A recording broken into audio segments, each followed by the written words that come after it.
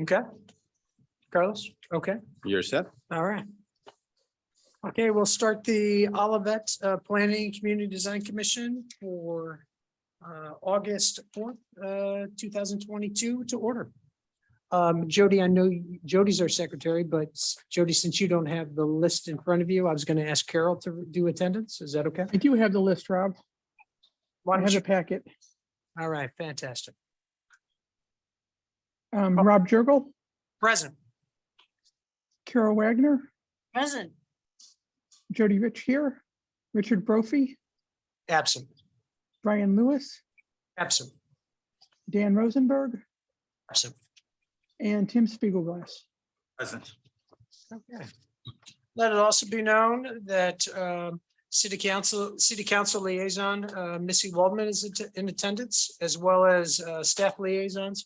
Carlos Trejo, the City of Olivet's Planning and Community Development Department's Director. Don Doty, Senior Planner. Bridget Waters, Administrative Assistant, as well as our City Attorney, Paul Martin. Carlos, did I miss anybody who might be online? Is Barb on by chance? Yes, but this is an attendee. Just as an attendee. Well, okay, but if she comes on, Barb Martin is on, or Bob, or I'm sorry. Barb Sondag is also on attending. All right. Thanks for everybody. And sorry, we started a little late. We try to get this going as soon as we can, but sometimes we run into some technical difficulties. Just to let everybody know kind of the procedures of how we do the meetings. We do hold public comments, at the beginning. These are for items that are not on the agenda. So we do ask if somebody has a public comment that they wish to speak about, to come up to the podium and state your name and address for the record. We do also ask that you limit any comments to no more than 3 minutes to be respectful for everybody's time, and just so we can kind of keep moving through it and make sure we get everybody's opinion heard. How we do things once we get into consent business, other business and other agenda items. There'll typically be a staff report will be presented by staff. And then there'll be some question and answer with members of the commission. At that time, we'll bring on the petitioner and kind of ask them some questions or have a little bit of a presentation. And then there'll be a time if people have public comments related to that item, we will entertain those. And we ask you, same rules apply. Come to the podium, state your name and address for the record. Anytime you come to the podium, state your name and address for the record. And then we also do have time limits as well for any public comments related to that. So, okay, Carlos, did I miss anything? No, sir. The one other thing I just want to highlight is if there's people that have comments that are attending via Zoom or online, to raise your hand so we can make sure we can pull you up into the meeting to do that. And when you do that, we do ask you that you put your video on as well as your microphone on. Sometimes it's a little tricky. It'll help speed things up if you're thinking about it already. So, all right. Okay, that being said, we'll move on. Are there any public comments in the audience right now? That's not related to anything on the agenda item. I'm not seeing any hands raised. Carlos, will you check the online, see if we see any hands raised? Not as of yet, Chairman. I don't see any hands. If anybody would like to speak in regards to general land use issue, if you can just kind of show your hand, it's at the bottom of the Zoom screen. We'll wait about 30 seconds just to make sure somebody has any issues. Okay, Chairman, I think we're set. Okay, good. So we'll move on to consent business. Item A that's in there is 46 Stony Side Lane. Carlos? Chairman, we had a petition for the construction of a new single-family home at 46 Stony Side Lane. The lot is in full compliance with the city's zoning regulations, so therefore site plan review is not required. We reviewed the proposed home addition in accordance with the city's community design guidelines and find the proposed home elevation within the spirit and intent of the guidelines and there. The only items that we noted and we've discussed with the petitioner are the location of the sump pump, because they show two different locations between the survey and the architectural plans. request to shift the detention pit 10 feet to the north property line. This allows for more permeation and slowing of the volume on there. And then there's a stormwater inlet and an easement that is behind the subject property. It's actually on a neighboring property, and it is on an easement. And there's two things that will be accessed offsite. One is the sanitary sewer, and then there is a stormwater sewer and inlet on there, and we'd like to see the pathway to the inlet increased and then we kind of question the size of the patio that's proposed. It's just a small walkout. We figure that that's probably going to be expanded as we go through. We'll go real quickly through the plans. This is the location of the subject property that's being torn down. You can see that there's a little rock island that kind of has been controlling some of the stormwater. This is the lower level of the street. This property to the north and the property to the south are actually higher in there. The property is a little bit lower than the street and will continue to be so. So it primarily drains to the southwest or southeast, excuse me. And that actually towards a low spot there where there's actually a stormwater inlet that's been installed by MSD. Here's a copy of the elevation plans. And they're still working with the HOA association for final approval, but they've most part the trustees have worked with them to do the revisions. They just have to go to the subdivision as a whole to get a final vote on this. So they got their support, and I'll let the petitioner speak a little bit to that. Here's a copy of an aerial of the location of the property along with the improvements. I'm going to get a little closer here. And there you'll see the proposed house footprint, the driveway coming here. Again, the house is lower than the street, so all this kind of drains in a eastwardly projection, all downhill, of course. Here's the proposed inlet. All the stormwater that is generated from the roof area is collected through the downspouts and then placed in this inlet, which is designed to accommodate 20 or 5-year 20-minute storm. Is it actually an inlet or is it retention? It's a detention. Detention. Yes. Yeah, I'm sorry, I used the wrong term. that's right. And there, what that does is, again, during a heavy period of rain, not much like the ones that we experienced in the past couple of days, but it will collect the storm water. It just kind of holds it for a while and then slowly releases it back or allows it to seep through the ground. That alleviates that full rush coming down during a typical rain event. And they're not designed for what we saw this past week. They would be substantially larger and to install and would take quite a bit of volume and space on the property. This is far more than what the Metropolitan Sewer District requires on their single family properties and commercial properties. They usually use an increment of the change of what's existing and what's new. Here, we're saying you're going to design it for everything new and provide the volume and attention on that.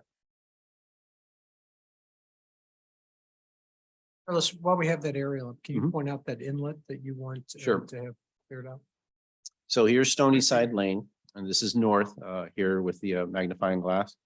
At this lower right-hand corner, there is an inlet right off this line that you'll see here. And we'll go through some pictures and kind of show you. Okay. It is the best I can tell, it's a two-sided inlet, one side facing north and one side facing east. It's been utilized in there. There's a couple little drainage dishes that have been constructed, I would assume by previous neighbors in there to kind of direct the storm water in there. There's another stormwater inlet here at the end of Downey that's intended to collect the stormwater from Downey and run it through here. And then it connects to this main inlet here. And I'll show you a little diagram of that in just a second. So here's just looking at the site plan, and I've rotated the house print. So north is now on your left-hand side, south is on your right-hand side. So up here on top is that back area, and you can see this stormwater main running through diagonally onto the adjacent property, and there's the inlets right here in this location. So we want to make sure that they open that area inlet to allow more of that stormwater to freely flow into there. It's about a 33-inch inlet in there, and it continues to increase in size as it gets further south, and then it kind of releases or has its outlet down by Arbor in there. As you get further north, this goes all the way to Heather Hill, and it starts at about 15 inches. So it continues to increase in size as you go through there. The other thing we talked about is the detention pit, about trying to move that a little further to the north, or try to break that up with one part being in the front, one part being in the back. So now I'll show you on the MSD maps. That stormwater line starts up here at Heather Hill and in Stacy Drive, and this is a closed street area. It runs down a portion of Heather Hill, crosses onto Stony Side, goes down a couple of houses on Stony Side, then crosses to Downey, and then continues in a diagonal between the Stony Side and Ramsgate subdivisions, and then eventually it releases down here in the city of Ladue. That pipe does increase in size. It starts at about 15 feet up here at Stacy. Inches? Yes, 15 inches. Yeah. It's about 33 inches here until it connects with Downey, increases to 3 feet, and then eventually continues to increase in size as it releases out here at the Ladue border. What we're asking them to do, I'm going to move the picture of everybody here, is these are the two inlets that I've shown you. And you can see the openings here and here, but there's a lot of honeysuckle in there. They work pretty well. The one thing I did notice, especially with today's rain, is that the lip on these at the bottom is about an inch or two too high. And if those were lowered, they would take in a lot more of that stormwater that permeates in some of the properties. And then we have a neighbor here that has these in their backyard. And then they have another opening here on the north side. You can't see the picture there in there. What we're asking is to open those inlets a little deeper to allow that stormwater to get a better direct flow into there. But in doing so, we need to be cognizant about volume and purity of the water. So we're asking that they put some riprap rock around those areas to do two things. One is to catch some of that silt in the process, so the water gets a little bit purified before it goes directly into the inlet, and also kind of slows down some of that velocity. And there, we think that that line is capable to handle and hold that stormwater if we capitalize on trying to utilize that. If not, eventually that is the low spot. It will continue to go to that direction. It would it's going to find different pathways to get there. So that concludes the presentation I have regarding the property. We do have the petitioner's representative here to answer any commission questions. But first, if there's anything from the commission that you'd like me to. Any question? Just, so they're gonna go on the neighbor's property to do this work. Is that They would correct? need to, yes. And two things is it's an easement. It's the neighbor's property, but those inlets are on an easement along with the sanitary line. Okay, So there will be cutting through those easements to access those utilities. okay, This will require some coordination with the neighboring property owner, or at least give them some heads up. And this neighboring property owner would also benefit if that area is cleared a little bit more to allow their stormwater to seep in. And you can see here on these elevations is 656, 657, 658. These inlets are just a tad bit higher than their backyard. And if they can start picking up some of that stormwater or get directed in there, they should benefit from some of the ponding issues they experience.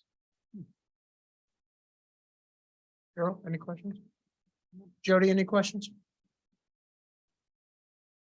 We can't hear you, but I think that's a no. Sorry, I'm good. Okay, good. I think let's then bring up the petitioner.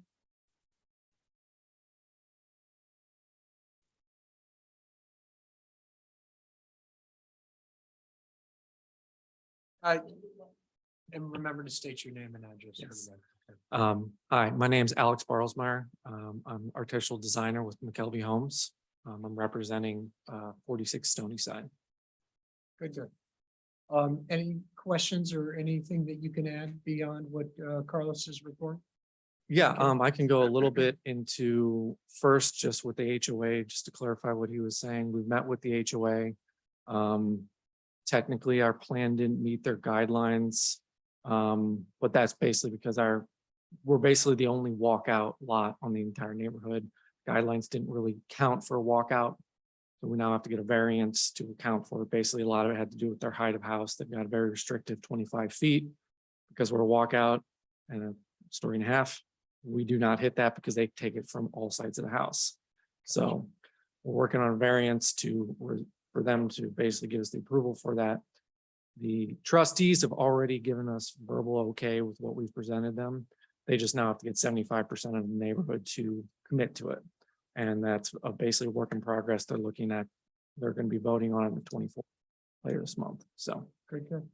so, as for the storm retention, and that the sewer inlets,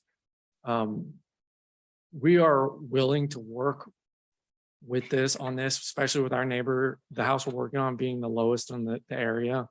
They're going to be one of the first ones, at least on our street, be majorly affected by it. The one issue right now is it's hard for us to commit to anything because it's not on our property. So we have to coordinate, work with the neighbor that is there. Otherwise, we cannot, legally just walk on their lot and start working on it. Have you Um, contacted the neighbor? We have not. This was the first we'd heard of it. Okay. We're willing to work on this and do this. Like I said, this will be a major effect for our homeowner, just as much as it will be neighbors in the area. But at the time, we can't entirely commit to it because legally we can't. So, but as I said, we're willing to work on this and come to a resolve on that because it will be an issue for our property as well as the neighbors. So. Good, good, good. All right, if you don't have anything else, we'll add it, bring in some public comments. All right. related to it. Thank you. Any public comments related to this? Go ahead, sir. Come on up.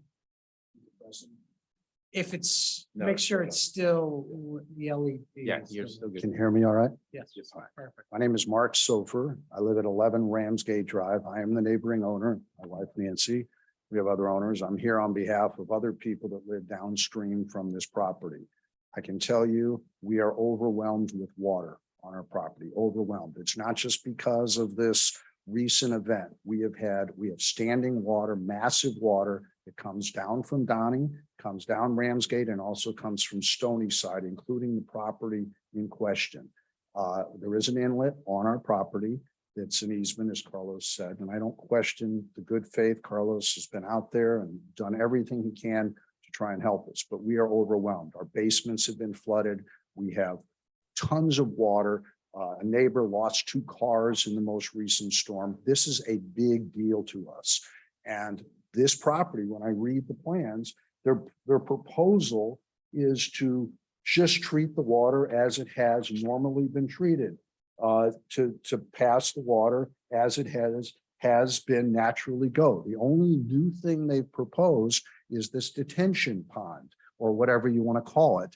And that's great if that works. We have some experience. Recently, this committee must have approved number 8 Ramsgate, where a brand new home was put in, a detention pond was put in, and obviously we've had some big storms, but the water has just poured down our street like a river. It's still pouring today when it stops raining. So I'm not an engineer. I don't know what the capacity is, but it calls for, from what I read the plans, a 430 cubic foot pond.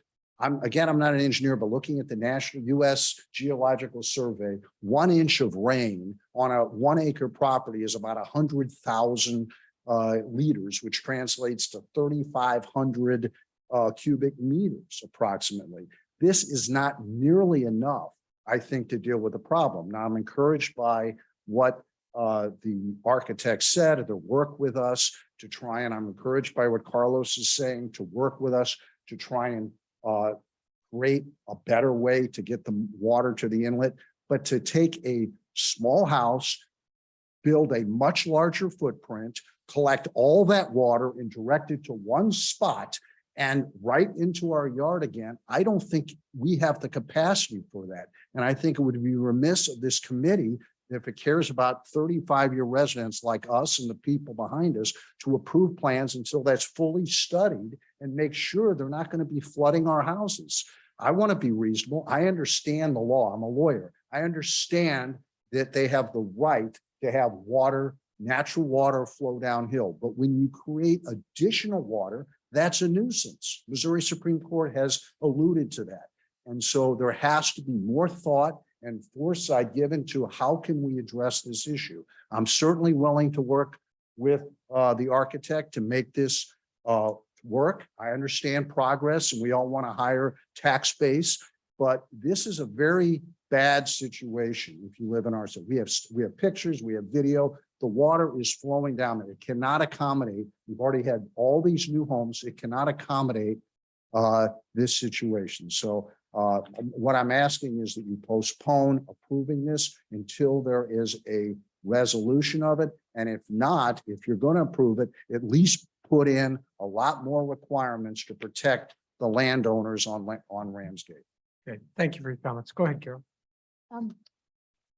Carlos, when to civil engineering helps us with stormwater. Yeah, they review for the calculation. Okay. And so they're satisfied with the amount of detention proposed. Correct. Okay. Are we looking at a situation here, so we've had before, where there's a much larger stormwater issue than the one lot that we're trying to deal with? Yes, and given the sensitivity of the past week, I mean, it is pretty visible of the stormwater issues that we have there. And I think this slide kind of presents it well, the lack of infrastructure within two major subdivisions, three if you throw in the southern part of Ramsgate, not having any inlets running along the street or so. And the elevations do fall quite a bit to a point that we know that as soon as you get into the corporate limits of Ladue, you're in the 100-year floodplain. They just never extended or surveyed further south, excuse me, further north into our community. And there. Some of the cause is the way the streets are laid out. Again, there's just typically you'll see like on a street, you'll have the inlets in place. They help pick up some of the water. As you asphalt on the street, those curves get less and less in there, but they still direct it towards those inlets. In a case like this, you don't have those. They cross through the backyard, so you have to take advantage of what you can through there. And then you got to treat just the volumes that are coming off, like they noted. This area we know gets inundated by Downey Lane in here. I'm not sure, it's probably been about a dozen years when the city finally put an inlet connection here and a lip around Downey Lane that helped alleviate some of the velocity that would go down there, capture some of that water. But there's still some that jumps over. We built a concrete barrier to try and direct the water that way, and the storm knocked over thousands of pounds of concrete. That's how it's, yes, I appreciate the city building something at the end of Donnie, but it's not enough. And so we're adding in that same area another major source of water. And until it's looked at more closely, once you've approved this thing, then all the builders say, like at 8 Ramsgate, well, the city approved it, so we're clean. That's. Well, I think a little education too. I mean, one house can't fix an entire, system, that has an issue. Understood. And just so you know, the way,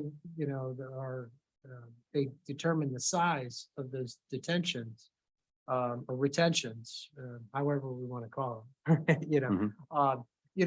we do exceed, what MSD requires and we have. But a lot of those standards, in all due respect, are based on before climate change, before we have all these, this 1,000-year rain that we're going to get every that's- 5 years. I So mean, those are fairly recent standards on that part, so not, Yeah. So- all I can tell you with all due respect is that same detention. I don't know what the size of it is, Carlos, on number 8 Ramsgate. But brand new place. If you saw it during a rainstorm and we have video, it works fine up until that house. The sewers work, the water. When you get past that, the water is gushing out of 8 Ramsgate and creating water all along our street, algae growing. So that's the same detention pond, presumably, or detention device, retention device that's going in this location. I have no doubt the engineering makes sense, gather the water so it more slowly releases, but 430 cubic feet is not going to do it. Well, how it's designed is based on the size of the roof or, that's collected. So it's not based on the size of the yard, and that's. I'm not an engineer. All I'm saying is the current situation is at its maximum peak. You build a bigger house with a higher elevation and you collect all that roof water and put it in one spot. Naturally, the water is going to be more intense than it was. Yeah. yeah, Correct, sir, Carol. I am really glad you brought this to our attention. I'm serious about that. Unfortunately, I don't know that there's a way that we can impose on one house a solution to fix all of your problems. You've got a much bigger problem. I'm not asking to fix all my I- problems. I understand. It is. We've had an engineer look at it and he's given us his advice and it meets all of our rules. I'm not, you guys clearly have a problem. No question. And my heart goes out to you because I've got stormwater issues too, but I'm just not, you've got a bigger problem that you need to deal with more than just impacting this one house. Look, I mean, and I'm not sure if we were, even if we were to send this to our engineer again and have him look at it, that he's gonna come up with a different answer for this property. You have a big problem, but it's gonna take more than engineering on one property to fix it.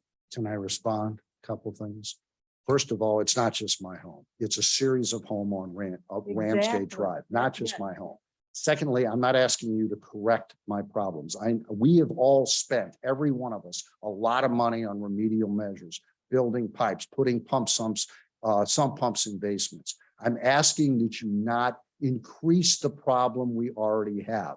That is under the law actually a nuisance. If you provide additional water and it's unreasonable, that's actually a nuisance. And the city council shouldn't, or the commission shouldn't be supporting that. Are there other things that can be done? I believe there are. I'm not an engineer, but maybe the retention pond I saw on the plan, somebody questioned on your own commission. Can that retention pond be put, or a detention facility be put somewhere else in the front yard toward their street? I don't know if it can. Can that detention thing be made bigger? I would suppose that's something. Can there be something done to the inlet to make that better? Can there be a French drain? There are engineering solutions that aren't going to cure my problem, but not make it worse than it currently is. Okay, thank you, sir. I Yeah. think we've All right. gotten your opinion. Go ahead, sir. Good evening. My name is John Winsky. I live at 10 Ramsgate Drive, and I'm one of the 3 trustees of the Ramsgate Homeowners Association. I want to echo a couple of points that Mark made, and very specifically, the residents of Ramsgate Homeowners Association there cannot afford any more water in that neighborhood. I have a few pictures that I'd like to show you if Carlos can bring them up in there. I think they'll be telling for you. We're talking about putting more water through the storm drain. I'd like you to see what's happening with the storm drain today. Did you send them? I Yes, still I haven't did. received them.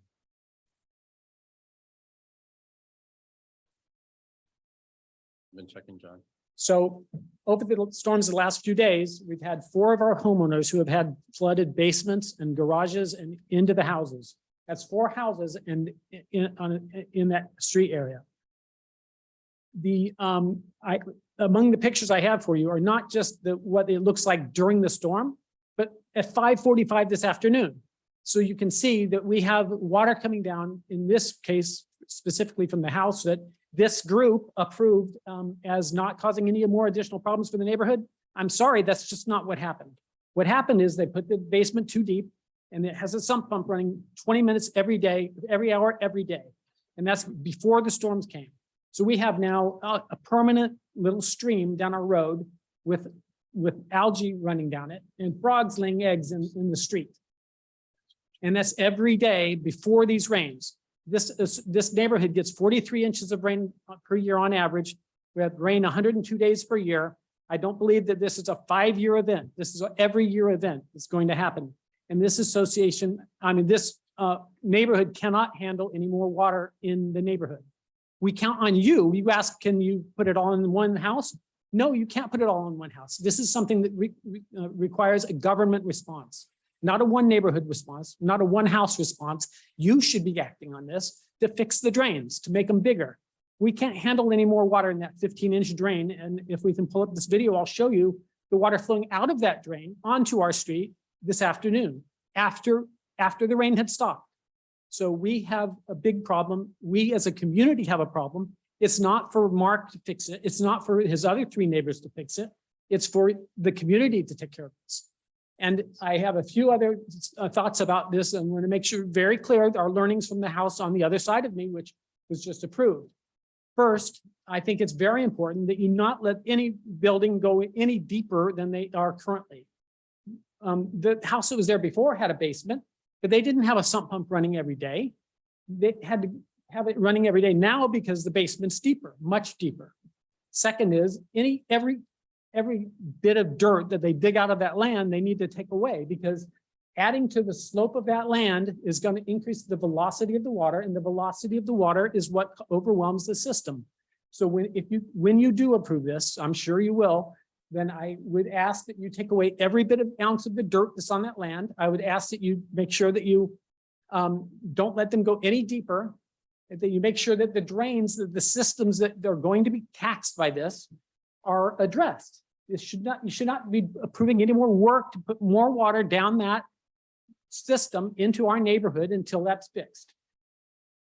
Could you send your items again in the channel, please? You have AirDrop on your phone? Yes.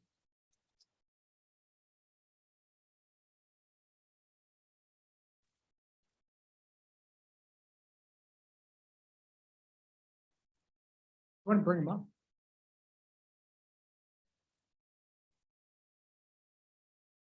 Like to take a look at it too. Yeah. I've got a quick question. Yeah, go ahead, Carol.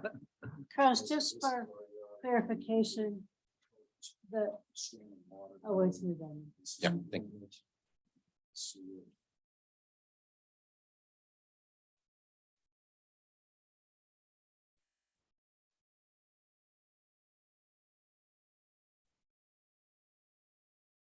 Thank you. I would like to make one more point. I- Nothing against this particular builder, but I will tell you that whatever you do, we really need you to do before you issue a permit. We've seen what happens when the builder, in the case of one next door to us, they say, we'll work with you after the permit's done, but no, that's not what happened. What happened was that the builder immediately said, I'm going to do what's on my permit. And that's it. Sure. Fortunately, we had a good advocate with Carlos here, and we got some of the things addressed. But it was not a pleasant experience working with that builder.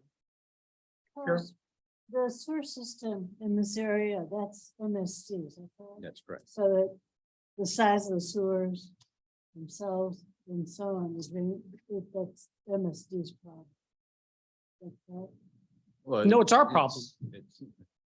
It's MSD's jurisdiction that they're Jurisdiction. in charge of those. If it's, the problem is the community one.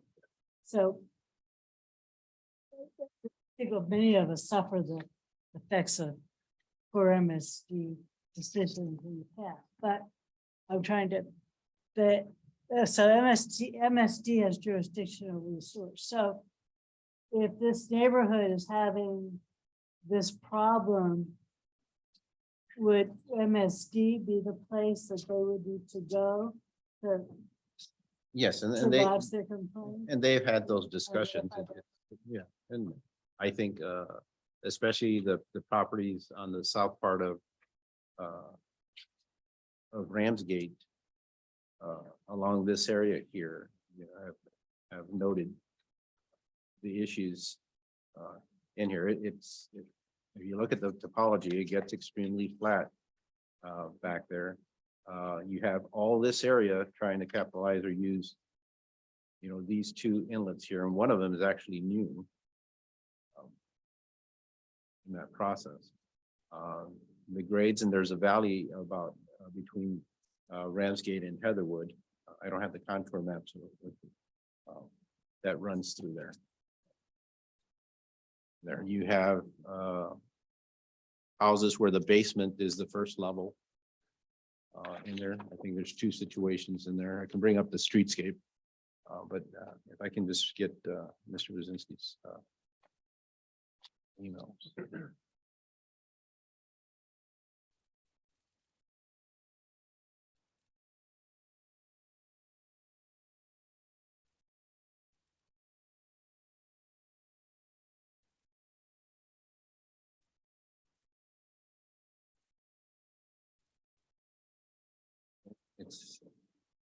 It's this. Carlos, is it going to the spam filter? No, I have it on one computer. I just need to get it to the other. Okay.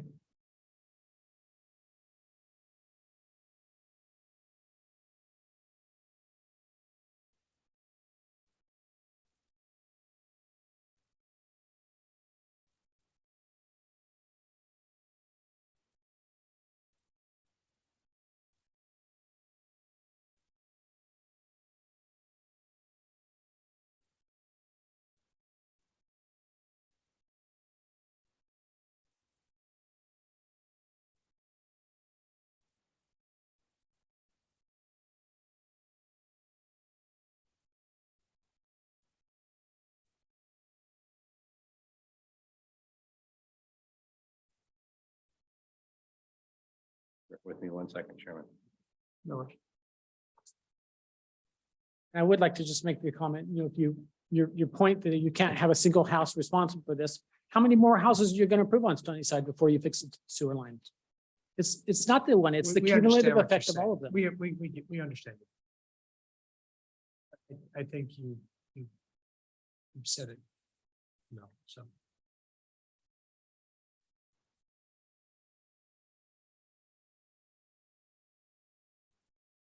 The one thing I'll note, I mean, and you know, these issues have been constant in that subdivision well before this petition came in, or the house, you know, constructed next door. We're well aware, especially on Ramsgate, on some of the issues that they had, and even on Heatherwood. And we're aware about some of the sump pumps in some of these basements. There's nothing in the code to restrict replacement, and it's something that we can take a look at. That have to be something that be a policy discussion. That if we would want to amend the building code to restrict some of the basement heights. There are other mechanisms or means to control the sump pumps. We don't allow them to be connected to the detention pits. And the purpose for that is then they take up the volume that would be dedicated to a rain event. So there could be a separate type of detention pit for the sump pumps. I know in your staff reports, the location of the sump pumps is now identified in the reports, and that happened in the past couple of years, where previously they were never noted or looked into or ever required to be part of the plan set. And so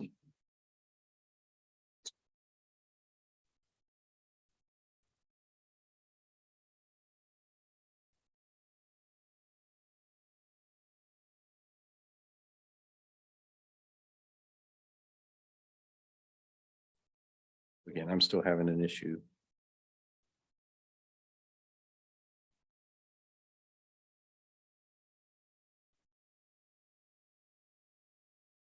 When you get the pictures up, well, let me tell you what you'll see. First, you'll see one of the pictures that was earlier in the day, closer to the rain period, and you'll see the water flowing down the street very rapidly. But at the same time, you see water bubbling up through the storm drains.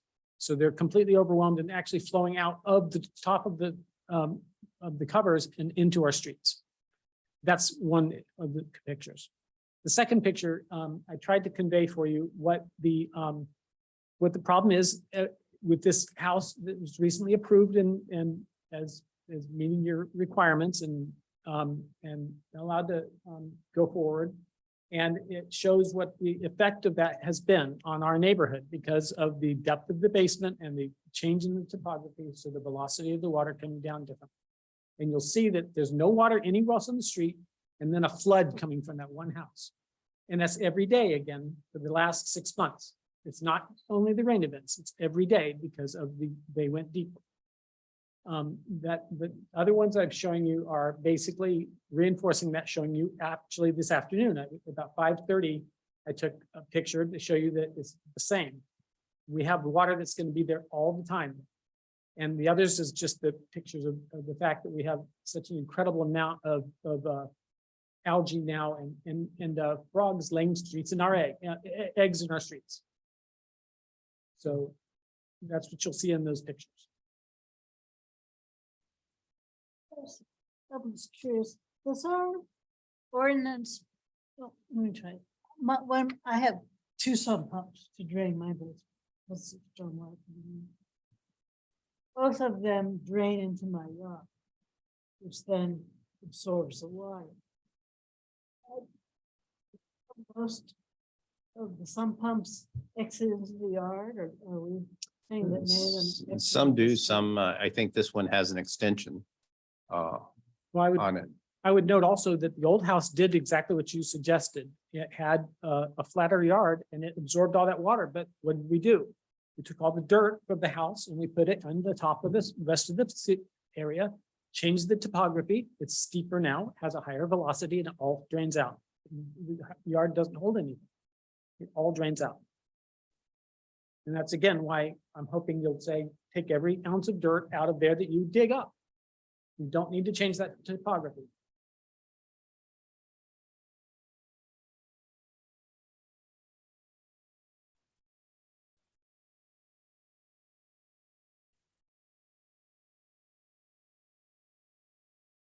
Carlos, is the existing house basement flooding right now? No, but the sump pump was real active. I didn't go in. But I was with the neighbors and that sump pump was kind of throwing out an arch in the Still backyard. coming out? Okay. No, I wouldn't say it's still coming out. This was at about 9 o'clock this morning. And then I went to the other side and then it was starting to, the arc was starting to come down. Okay. After that. Yeah. Mhm. Iron is, I mean, on mine, my sump pump's dry. I'm right next door and next to their house, in between those 2 houses. So it really matters how deep you dig. Groundwater's a tricky issue. I mean, there's a lot of things that could be going on down there that we just don't know either, so. It's.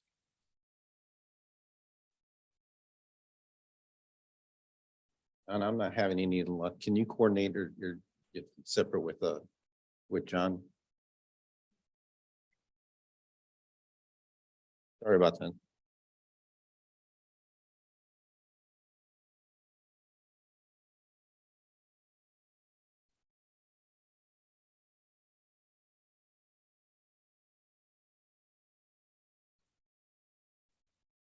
Where's the sump pump on these plans going? That's out to? one of the things. Well, one, I believe the architectural plans show that the sump pump is located in the front of the building on the street side on the north end.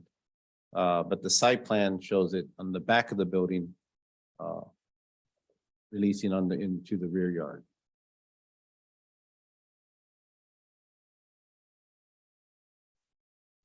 So here in the back, you could see the sump pump location here on the site plans. Mhm. On the architectural plans, you see that it's here.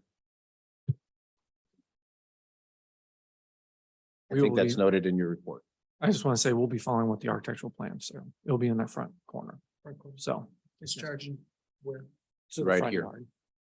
We have to keep it from, it has to be 10 feet from any property line. Yeah. So it can't discharge in that side yard, so it'll discharge in the front yard. And will there be an extension like the other house that we saw, or is it gonna go into? We the- will not to the- because, I mean, like, the street's the highest point on this lot. So everything's sloping back, so it will probably discharge in the, basically the middle of the front yard. And then it will slowly make its way back to the backyard, so. I guess while I'm up here, one thing I wanted to point out. Just for clarification. I understand the hardship you guys are going through, you know.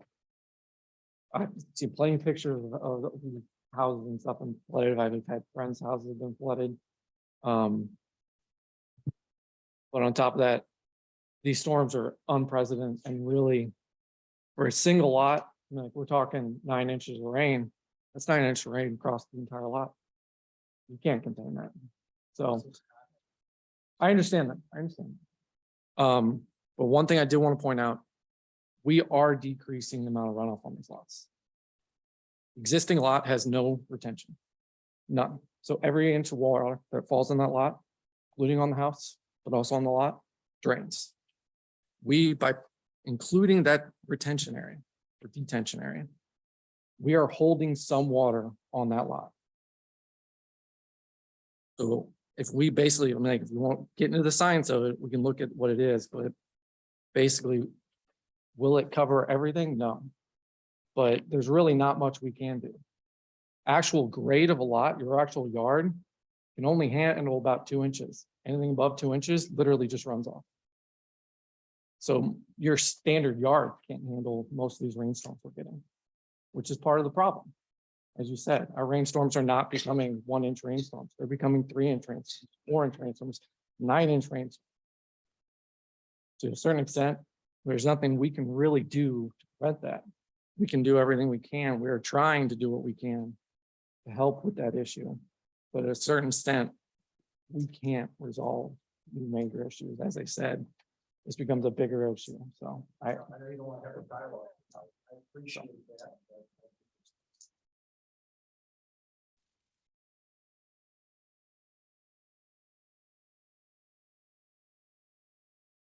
Say something while he's looking for pictures.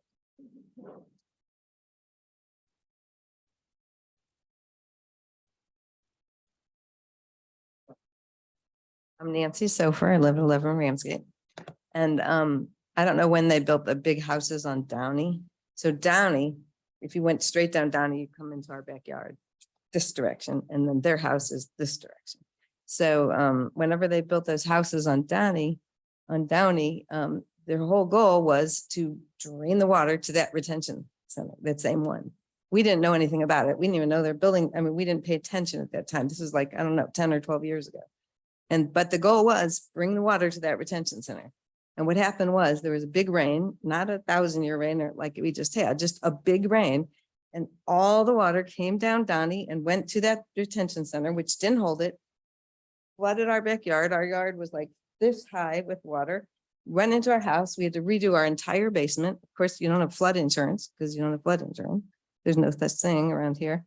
So our whole entire basement was flooded because the goal was bring that water to that retention center. I mean, that inlet, which is on our lawn. And we didn't even know about it at that time, that that's what the goal was.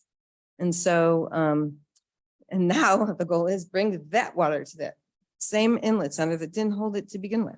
So now we already redid our basement, had to redo because of that one. And now just this time we have to redo our basement now because we already flooded again. So I just don't know what the reason is, why it would have to be so quickly that all has to be approved and because it seems like once it's approved, then we don't have any recourse. And then we're like, oh, well, then the water's here, but yep, what are we going to do about it? That was approved and that's how it is. So I don't know if there's a reason why it needs to be approved before everyone can talk with each other and find some good solutions or what. the goal is not to rush through things. We, you know, we try to, listen to everybody's concerns, and then also we try to be proactive and try to kind of update the regulations. And we did recently update the stormwater regulations to include these types of detention systems that weren't required before. And we, compared to other standards that are out there and exceeded the requirements for that. So, there are things that are being done, but also a lot of it is MSDs. They have jurisdiction over the entire system. We can't just come in and add new systems, not that I'm aware of, So it's, these issues are not just limited to your street. In fact, I see some of those pictures and unfortunately, we have the same thing, on our street. And I'm sure lots of other people have similar issues. If you go to U City, they have tons of issues, like that. So, some of these original systems were designed, as a neighborhood when they were developed way back when. And, things are changing, but it also might be something that more is a neighborhood, type situation, that the entire neighborhood has to come up or design something or somehow get MSD to do it rather than put the burden just on each individual house, which we are trying to do by putting in those types of retention systems. So let me ask you a question. Is that inlet overflowing? Is water coming out of that inlet?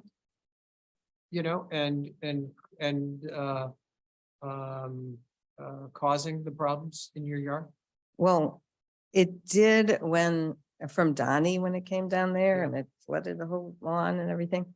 I can't really tell where, necessarily where the water is.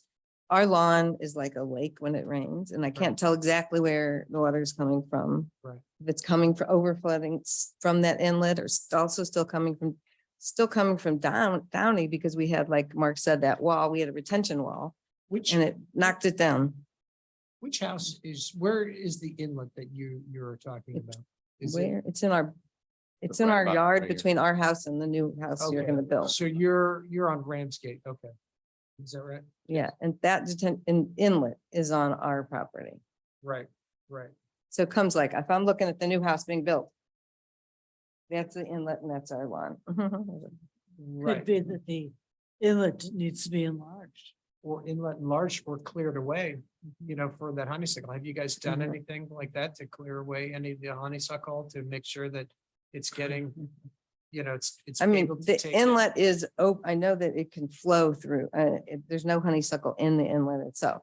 There's honeysuckle between the inlet and their house. It's like a woods Right, of honeysuckle. right. Okay. We can't see their house because it's from our lawn. It's filled with. No, but I'm just, Yeah. if it's all overgrown, if it's becoming Mhm.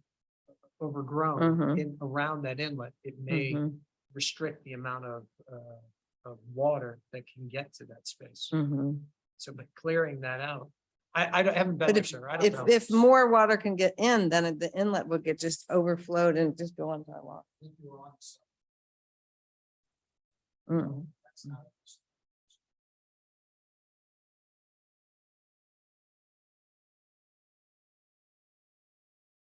The inlet is the MSD. Yeah. The inlet and the pipe underneath. Correct. One other point I'd make is, that's damp enough of the year that it creates, I think, a public health issue too, from the, mosquitoes and other things in that area. When you would be, what was flying there this afternoon, and hundreds and hundreds of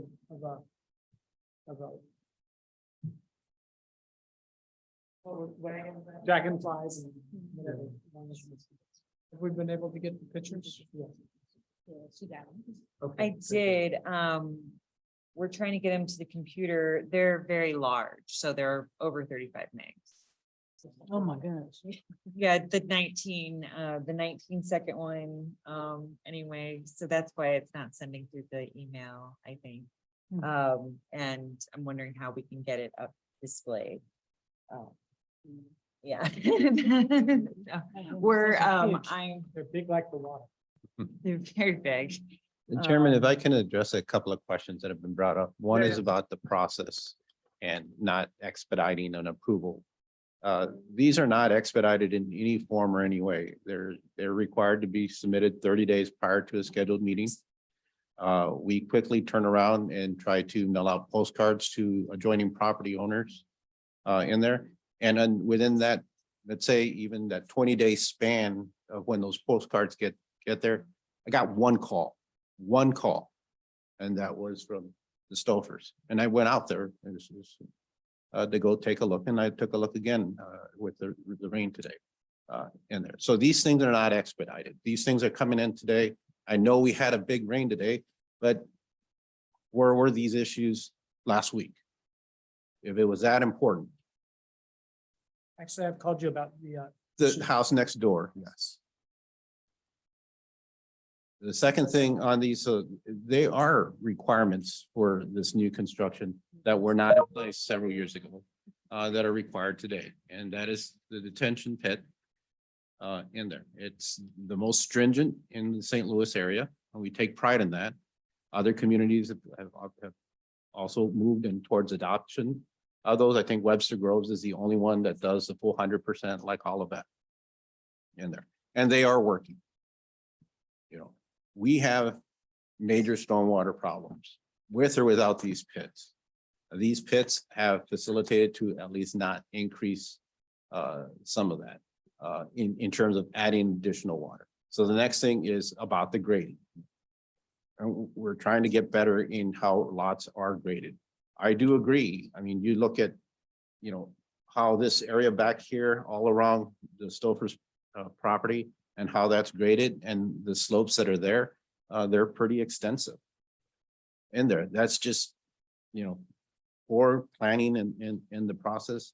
But a lot of those we learned, and we've created ordinances and regulations over time to try to mitigate and address those issues. And I think we've gotten a lot better in that. The sump pumps, I mean, it's a legitimate issue. Water tables are low in there. They're very difficult to determine in the process. And at least there's not a policy of telling residents of how deep their basements should be in place.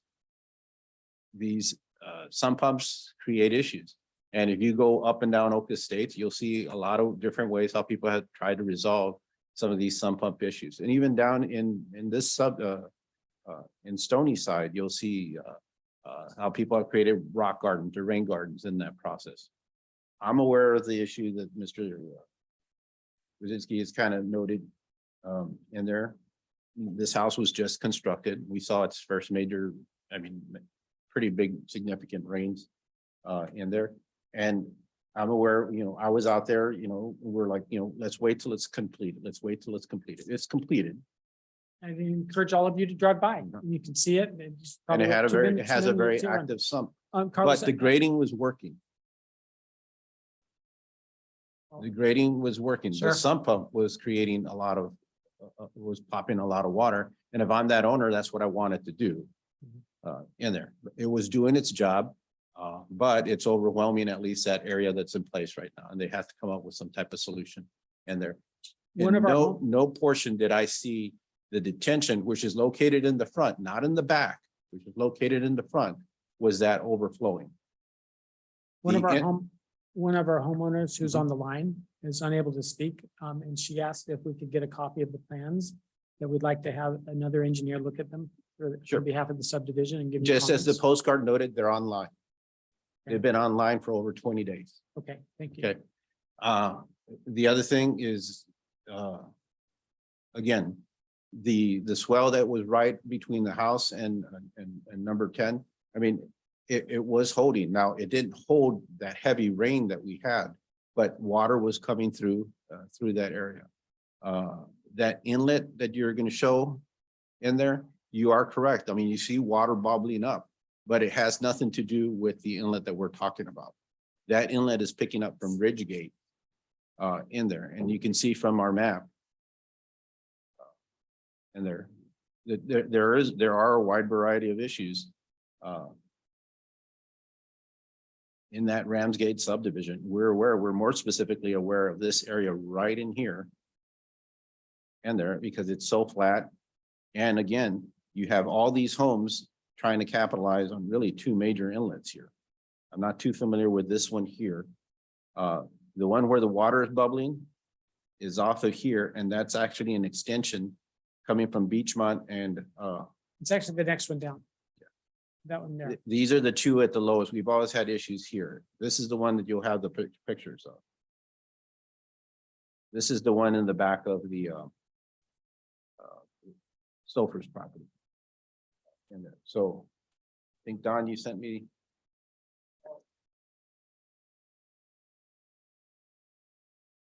Yes, that's on Ridgegate. That's on Ramsgate.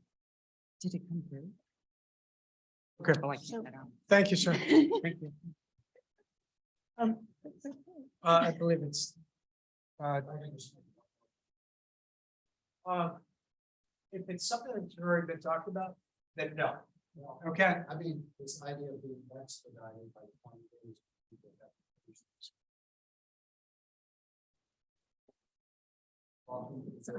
Having it, not that much. We just got this, we need to go and have time. Thank you, sir. Let's finish having our discussion. We understand what you're saying. Okay. All right, well.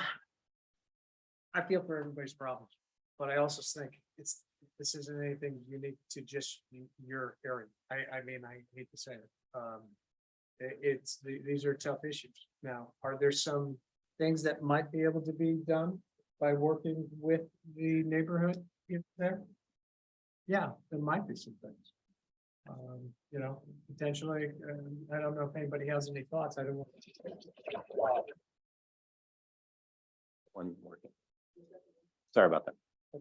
Oh, I was just gonna say, I think it's with the architect saying that and you guys saying that, I think that's the major thing that it can improve with the detention and improving that inlet and getting that surrounded and getting that graded right.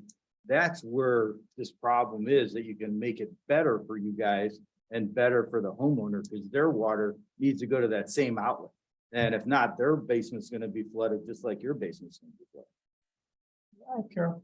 Yeah, I mean. And we've had other situations that are kind of like this. frankly. And, you know, it comes back to. The solution to the problem is bigger than the one house. And. Still for all of, you know, the people, everybody in all of that has the same problem. My recommendation to you is that you get a large group of your neighbors together. And together, you think about what are you willing to invest in your neighborhood and your storm sewer system? And see what kinds of alternatives you can come up with an engineer that in your area would help improve things, because it is not simply just making improvements to one house. We've been through this time and time again. It's the same problem. And yes, that is extremely difficult. And it can get very expensive. I understand all that. Believe me. But I'm not, but at the same time, we can't lay all of this larger areas, stormwater issues on one house. Wish we could, someplace, but that's not gonna work. And do that. So I'm not quite, I honestly don't know what to do with them. I mean, I feel terrible for them. Right. I really do. Jody, did you have any thoughts? No, I think I agree with Carol, though. And maybe reaching out to MSD again. Let me ask Yep. a couple of things too, with related to the sump pump, and maybe I'm gonna direct this to the builder. Would he entertain, some of the issues that were brought up with the sump pump? We have seen that in other buildings or other sites. Would they be willing to entertain putting in let's say, a rock garden type of a thing to slow down that sump pump discharge, or putting in a separate retention system, smaller, but for that sump pump.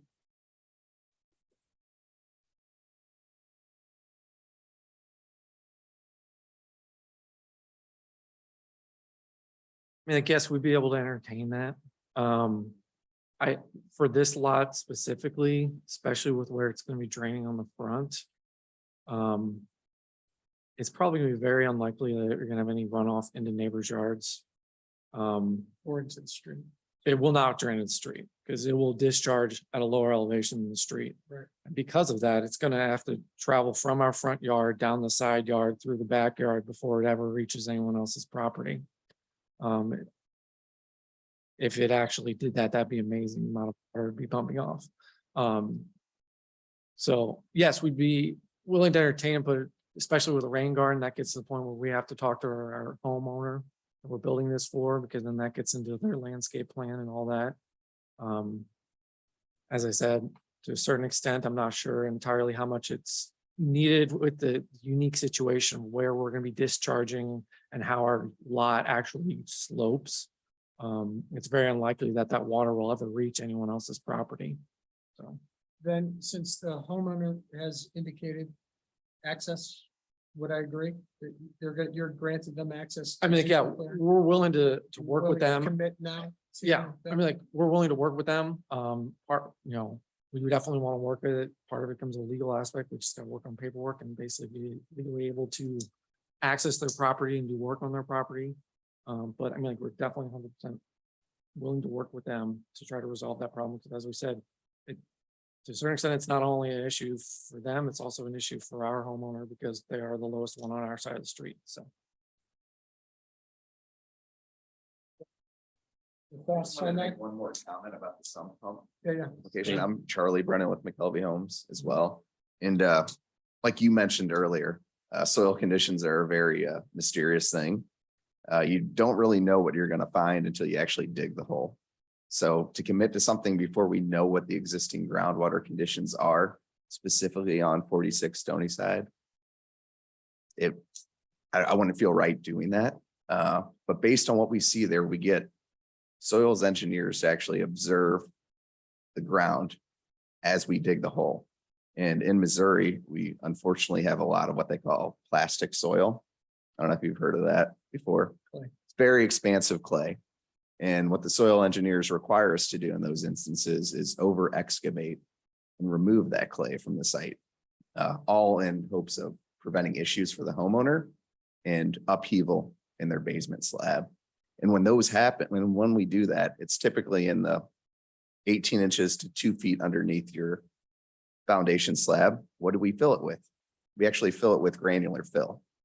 The reason they do that is that provides additional reservoir for that water to sit and not cause issue to the existing home. So yeah, the sump pump's running a bunch.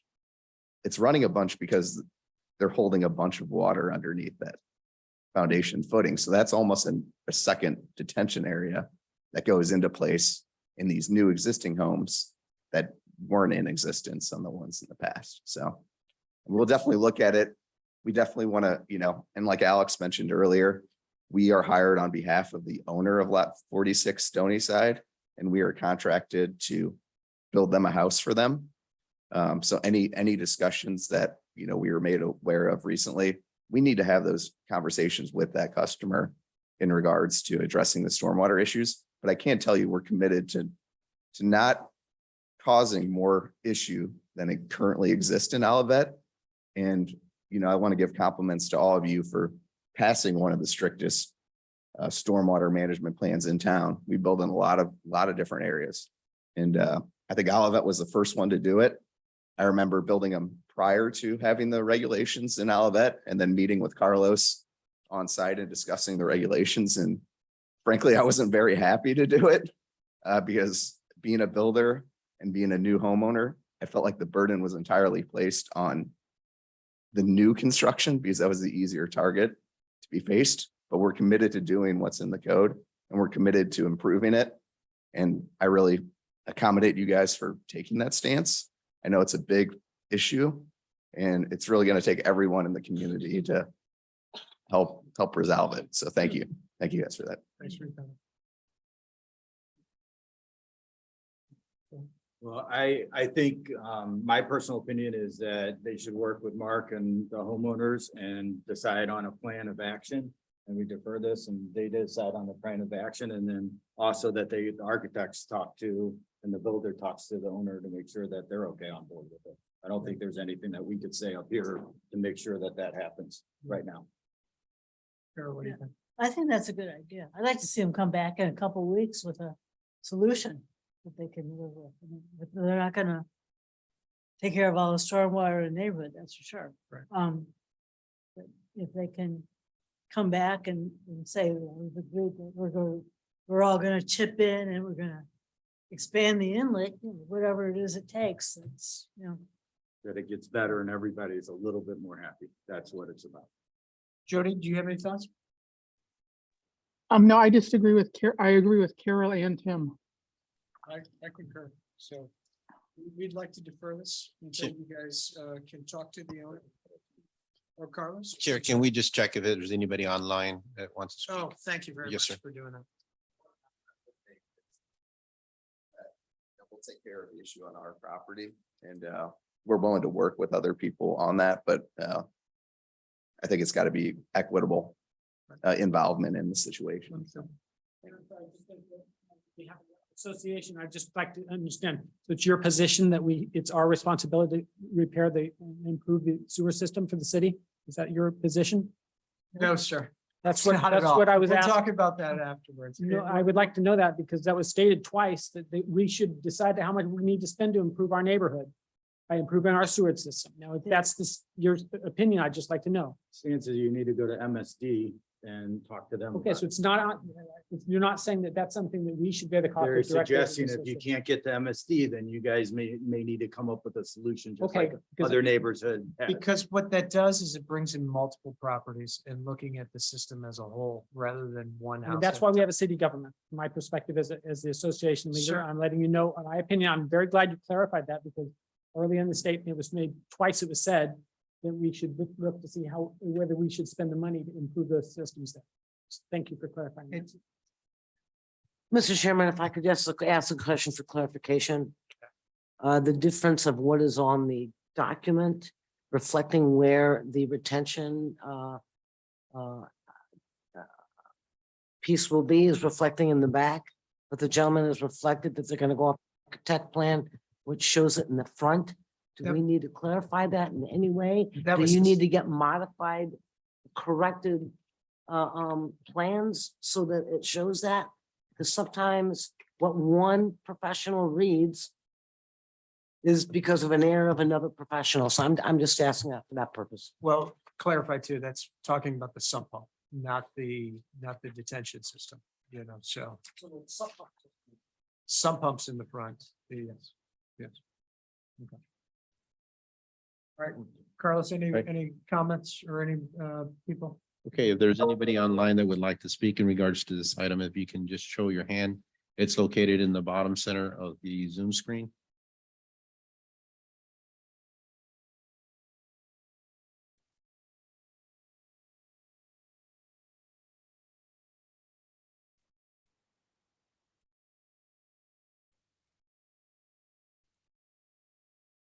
I do see one Ramsgate resident, but they're not raising their hand. Okay, very good. Okay. All right, so we're going to defer this. So thanks. I think everyone's got their marching orders, if you will. So appreciate it. All right, good, good. Thanks for everybody's comments. Appreciate that. Okay.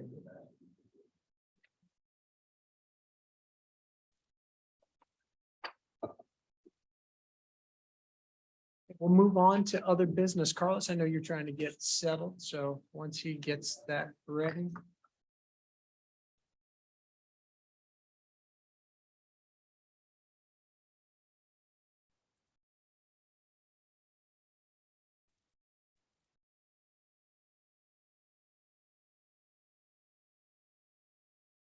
Okay, we're All gonna right. move on to other business, and this is item A, cannabis and Olivet's zoning regulations. So Carlos, whenever you're ready, we'll let you take. That is Right. Chairman, as we discussed at our last meeting, the council had made a motion to request that the PCDC work with the city attorney to add criteria regarding cannabis type of facilities, addressing distance from other entities, odor control, outdoor operations, waste disposal, hours of operation, and public notice. In addition, instruct the city attorney to work with the PCDC on code review and necessary revisions concerning other medical marijuana uses, such as manufacturing, testing, and dispensary. So in essence, the council has adopted an ordinance that requires that cultivation facilities require a special permit that was put in place, and we tried to expedite that request at the council's, that item at the council's request. Now the council is asking the commission, now let's put together the special permit regulations. And specifically, the council has stated that they want the commission to look at the distance from other entities, odor control, outdoor operations, waste disposal, hours of operation, and public notice. I'll ask our council liaison if there's anything I meant, but that's specifically the motion that was made by the council and directed to the commission. I will say at this point in time, from my recollection, yes, I would have to go Okay. back and look at my So notes. these 6 items, again, the council requested the commission to work with the city attorney to establish regulations that would be incorporated as part of the special permit use requirements in there. For those who would like to see where that motion was made and how it was done, on our presentation, there is a link, and I can forward that to you. And you can watch the motion being made and the discussion that takes place by the council on our YouTube page. Okay. So that being said, I've kind of set up today, we're now kind of more in a discussion format. And I created an agenda. So the commission has an opportunity to have a discussion regarding the council's directive with the city attorney, and the city attorney, if he has any additional comments. Then we put together a matrix regarding regulations that have been put in place by other cities. A lot of that information was provided by one of the organizations that spoke to council. That was Clean Air, all of that in there. So I kind of summarized these 6 items in a matrix with what each city requires under their codes that were provided in there. And then we've asked Clean Air, all of that, who spoke before the commission to give them an opportunity to inform the commission on some of their findings. They were very they advocated for these regulations. And there were an assembly of various residents, and they also did some discussions here at the commission level. And I appreciate the efforts that they put together in assembling some of the data. But again, they kind of also guided where the directive is from the council's perspective of putting these 6 items into some form of a special permit use conditions. That being said, and then have an opportunity just for the commission just to have a discussion amongst themselves. These time allotments are just recommended. And there again, we're trying to control our agendas, and that's why I put those in place in there. I talked with representatives of Clean Air, all of that, of having these little 3-minute intervals just doesn't work well. That this is a discussion and this is an opportunity to try to assemble everybody's time into one block, as opposed to having them kind of rotate around the dais in that process as to make their presentation. So I appreciate that they were willing to work on a time limitation and put a presentation for the commission together. And there.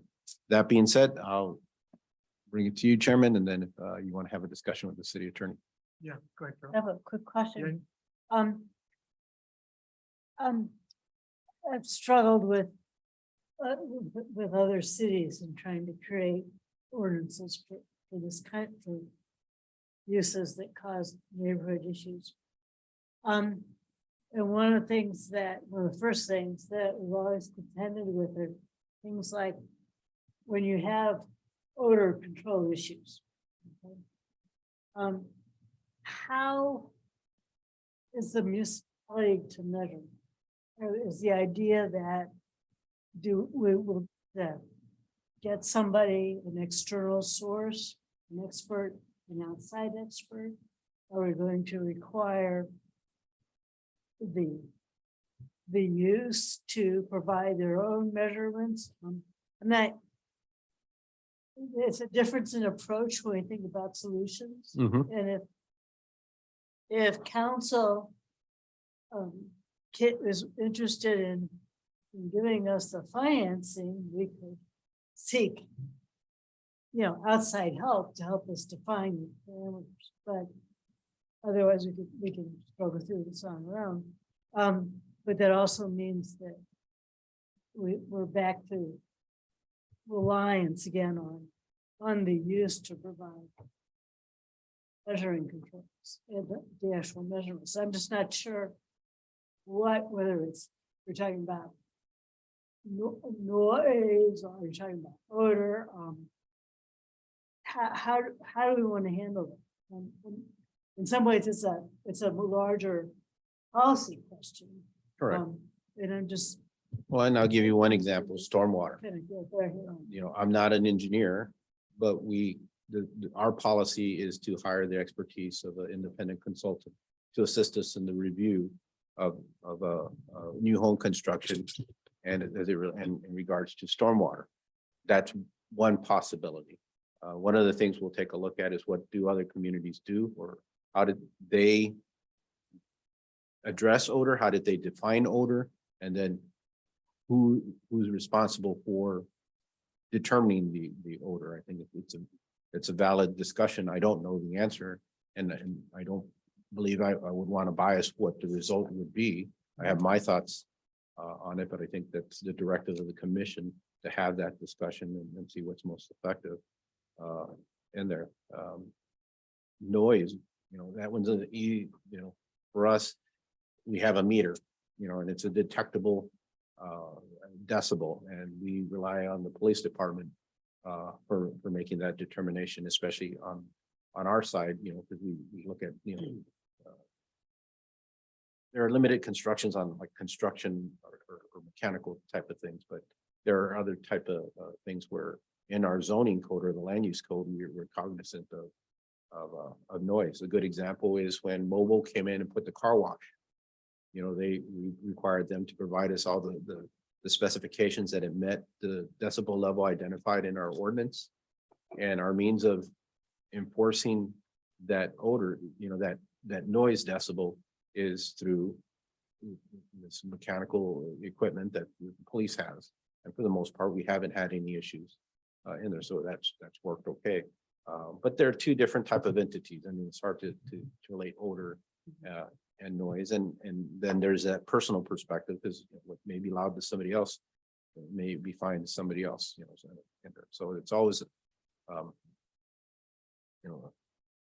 it requires a consensus of the 7 commission members to put together, what is best. I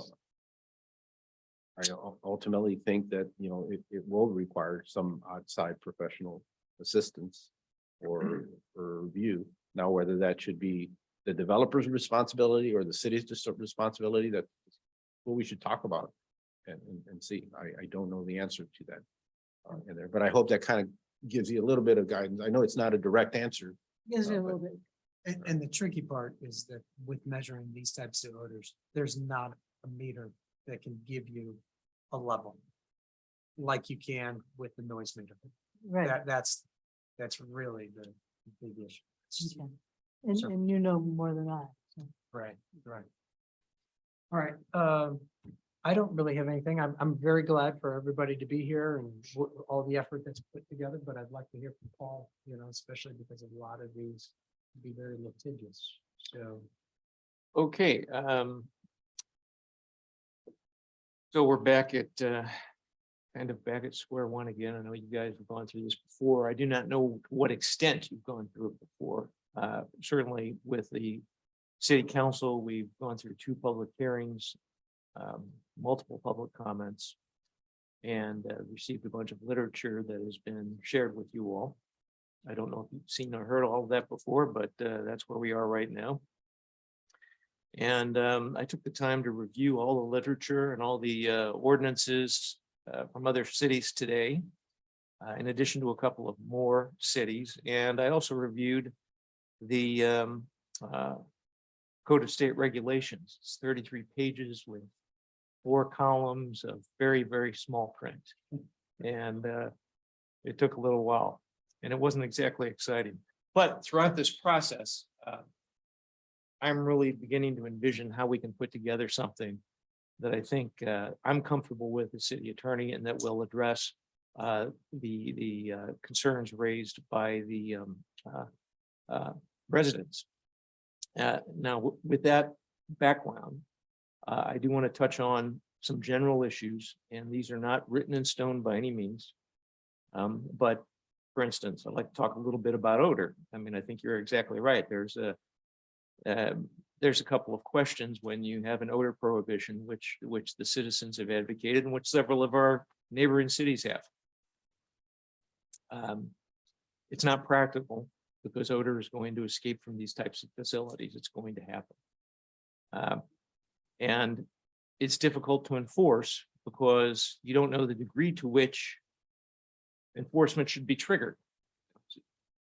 Smelling it at the property line once, 5 minutes, or is it something greater than that?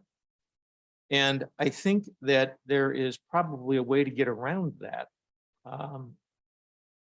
by really addressing what you do in response to the escape of odor. In addition to, I'm going to back up just a little bit, Carlos made an excellent point about having a vehicle in place to make sure that we are able to review what odor mitigation systems they have going in. And then if there is an escape, addressing, how is that, what do we do to address that kind of a situation? So I'm beginning to feel like we can come up with some language that is going to address those issues. And to your specific question, where is that trigger? Nobody really knows. Actually, part of the literature that I saw, if I understood correctly, the city of Vancouver has a centometer, and they measure VOCs in relation to something else. And it's completely Greek to me. I don't understand any of it. And I'm sure as a city of our size, we're not going to be able to spend the money to get involved in something like that. But nonetheless, technology being what it is, maybe it'll improve sometime in the not too distant future, and it can be incorporated. So the other issue, the big issue with the citizens has been buffers, and specifically a buffer between 750-foot buffer between these kinds of facilities and public parks and residents.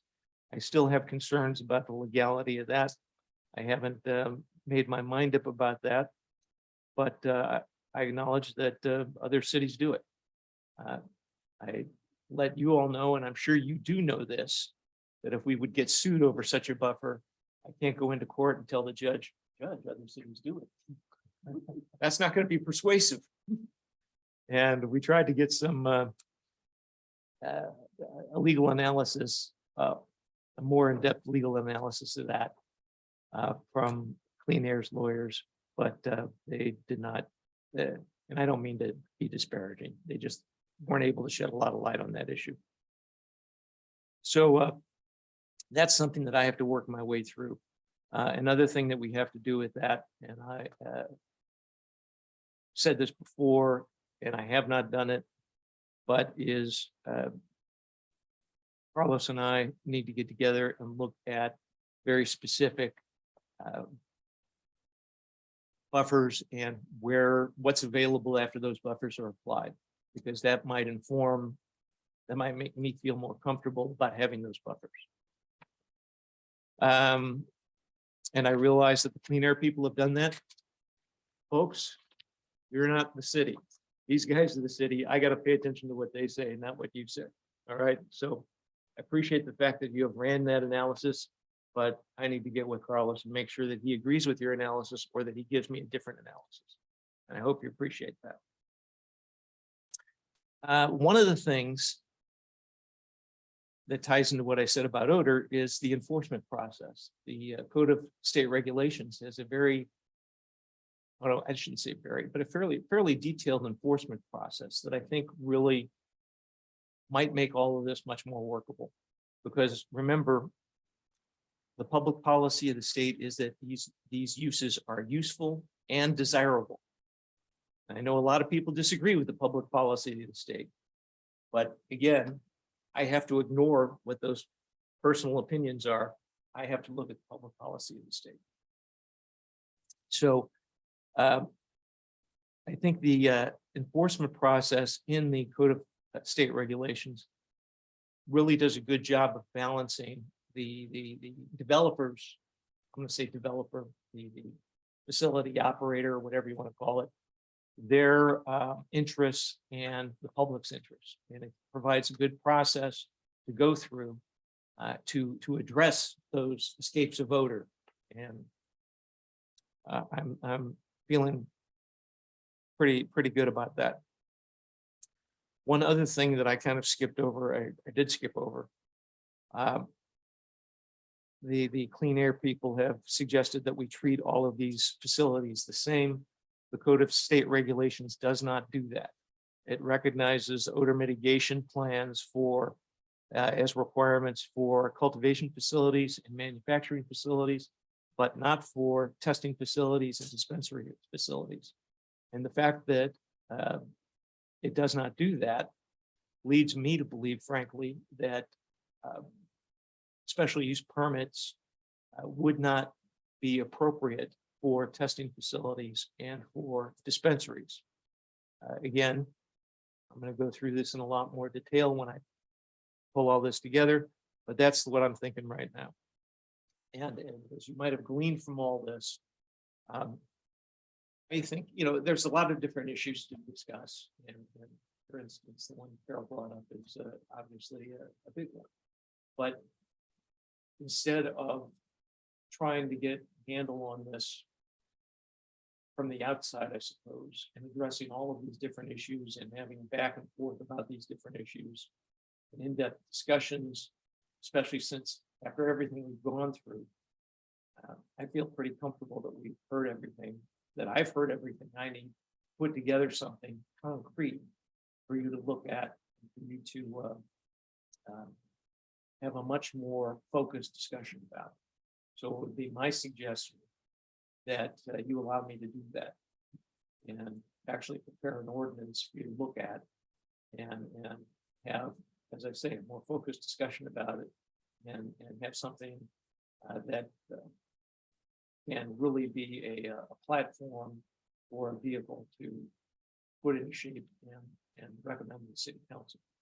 Now, the bad part about this, if you agree with me, the bad part about this is it's highly unlikely I'll be able to put something together in the next 2 weeks. So I think that I'm hopeful that I can do it in a month. I've got, I don't mean to whine, but I've got the big court case next week, and I've got 2 other administrative proceedings that are hanging fire, and things are pretty crazy right now. But I'll do the best I can to get it to you in a month, if that's the way you want to go. That's all I have. I'm happy to have any discussion, further discussion that you'd like. Does anybody have any? Go ahead, Carol. Well, I think that's a great idea. I'd love to have something concrete to look at, to evaluate, not just, lots of ideas out there. I've got some of my own, but it's all in the, the rubber meets the road. It's in the text and what we can actually enforce and how we're going to do that. And what does the language actually say? And one of the questions that I have for you is my own curiosity, right? Is when we're looking at establishing, this may be part of the issue that you're not sure about. My understanding is that we can't essentially zone it out. It has to be area within our city that can accommodate this use. We may not like the use, but the state says this is how it will be. Is that true? Is my interpretation of that correct? Yeah, absolutely. I don't know if I would word it quite that way, but I don't know exactly how I would word it. I mean, when you're talking about zoning out uses, you're talking about uses that are offensive per se. At least that's in my experience. In adult businesses, adult bookstores, things like that come to mind. But as I said before, here we've got a constitutional amendment that says very, very clearly, this is a use that we need to embrace as a community, and it doesn't have that same stigma as those more difficult uses that we tend to want to exclude. But yes, I think you're absolutely right.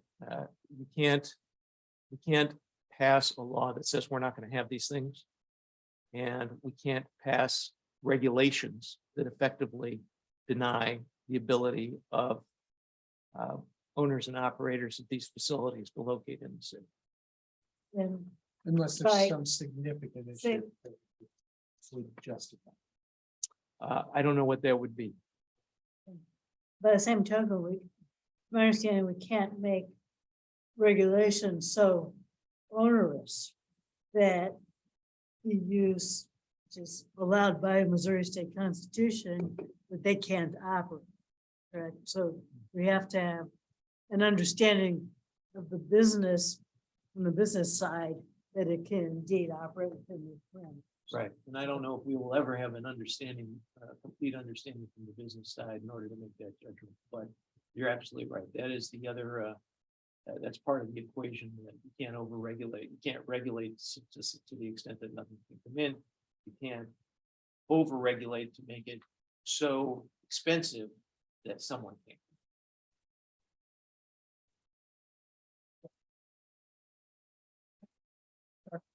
That's the justification for a buffer zone is difficult, but I'm wondering the fact that there is potential for escape of voters, that typically happens. As well as the difficulty of kind of assessing them, perceptions, not having the exact meter. Would that be more of a justification of having it? Oh, I agree 100%. Yeah. My concern about that has nothing to do with the reality of odors and the effectiveness of buffers. It has to do with whether the Constitution lets us do that. As far as dispensaries, you said that shouldn't be part of the special permit, or may not be applicable for the special permit. But I imagine liquor stores have a special permit. So would that kind of There's something to talk about. My own opinion is no, but I don't get to make the decisions. well, we're just trying to figure out what Yeah. the places for things and if it makes sense, Yeah, I don't think there's a legal answer to that question necessarily. Okay. Right now, as I sit here, I don't think there's a legal answer to the question. I certainly don't have I don't have a visceral reaction that, oh, no, you can't absolutely not have a special use permit. So I'm leaving that open. I'm just concerned about the fact that state regs require odor mitigation plans for those manufacturing and cultivation. They don't require it for the other two. So I'm wondering, what is the difference between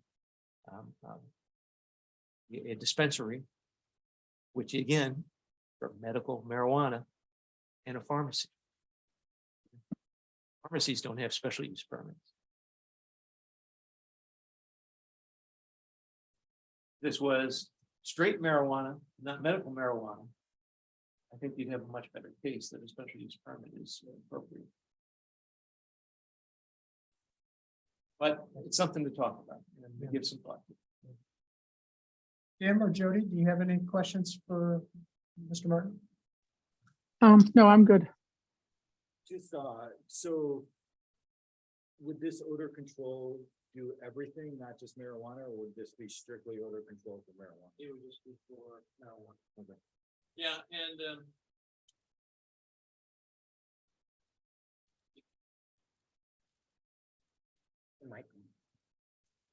sorry. I didn't realize I turned it on.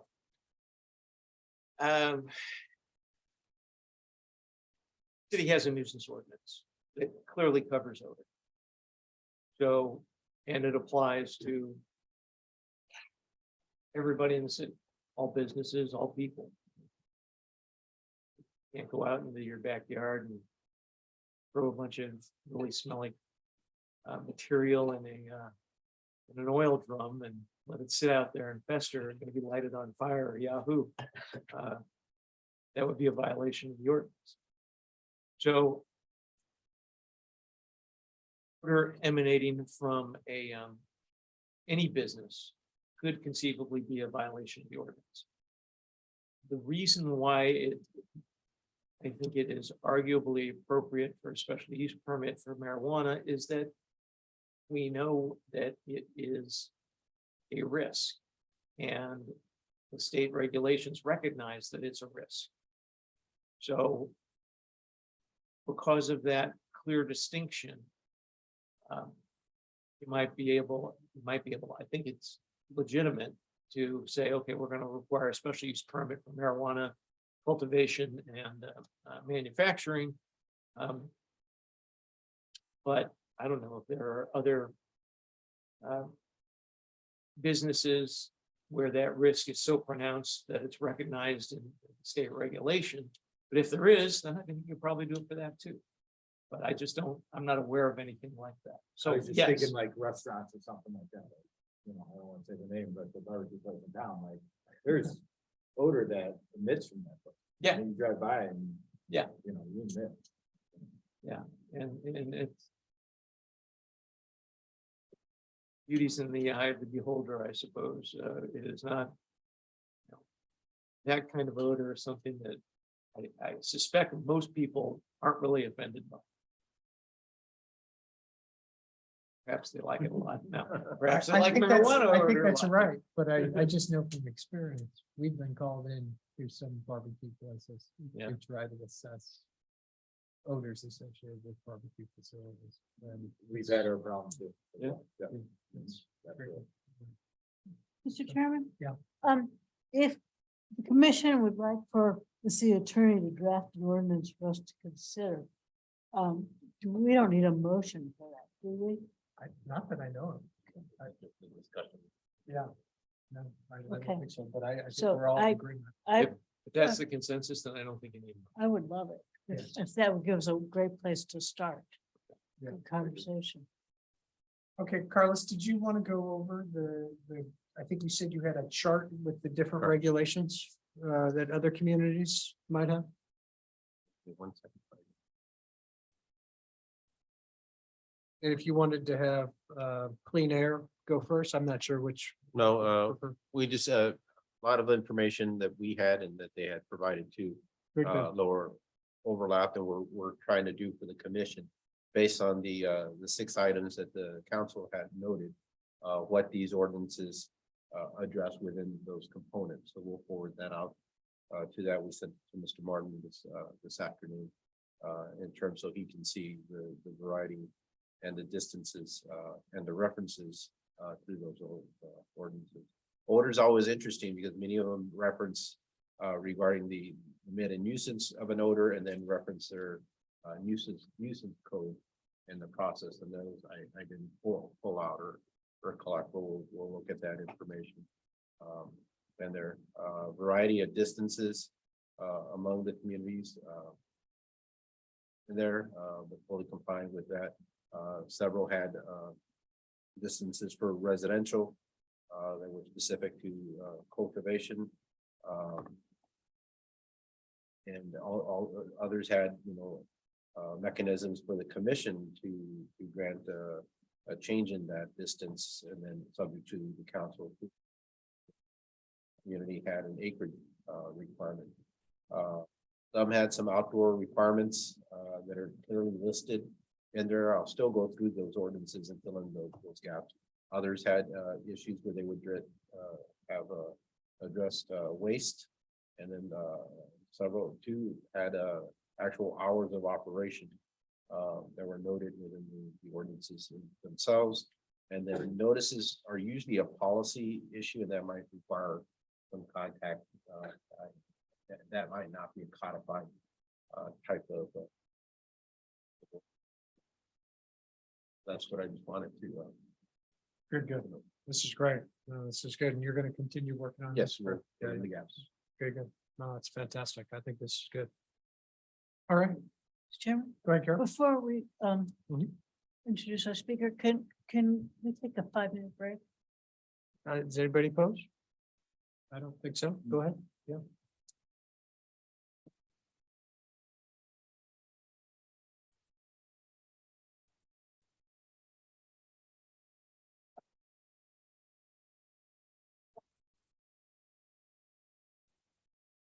My sweatshirt. Last night, somebody put the heat on, because I was standing over at the podium over there. And all of a sudden, it feels like. Put you in the hot seat.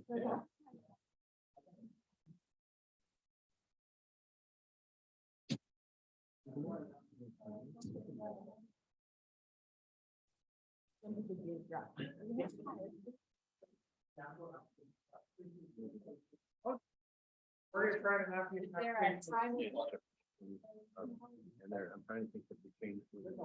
Because we had to remove, there was something from the students.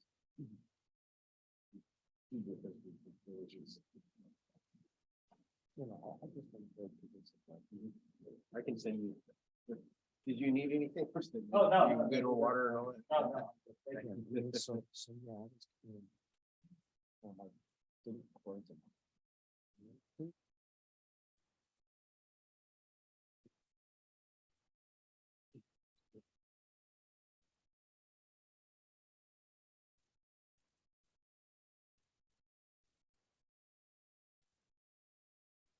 It was, part of it, I know we've gone back and forth with the grass. And we changed that. And then, we did the change was because there was adopted the dangerous building code and took out a lot of the dangerous structural stuff out of the nuisance.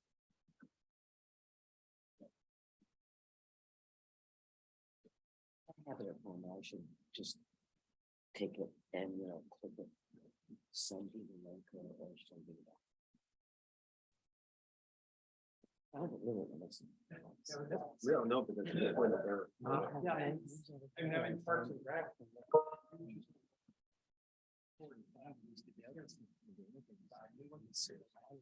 It wasn't hot. But it was. Accidentally found that. I got another conversation. Yeah, go take it.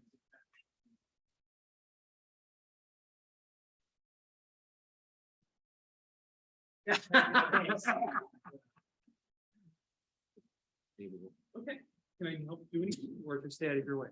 No. Most people just want me out of the way. I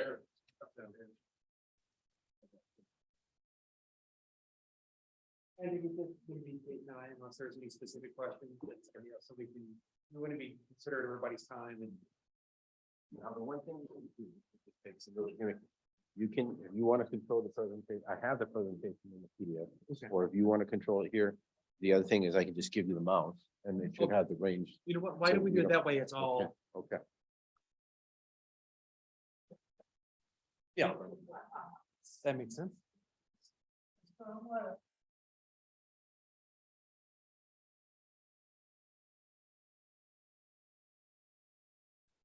$1,000.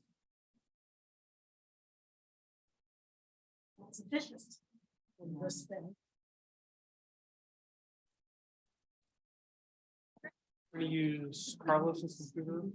I have the mouse, so we can control it. That way we want to connect your computer. So I'll sit there? Nope, you Or- can sit here. You're just gonna, you'll have the clicker over there. Yeah. So then it's just done. That's great.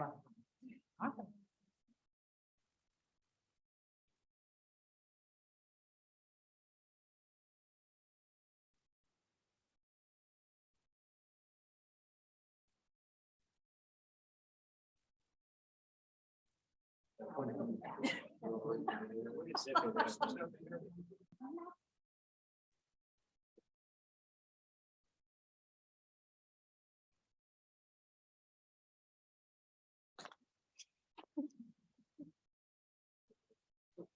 we sit here, do we need to move the mic? How do you want to do that?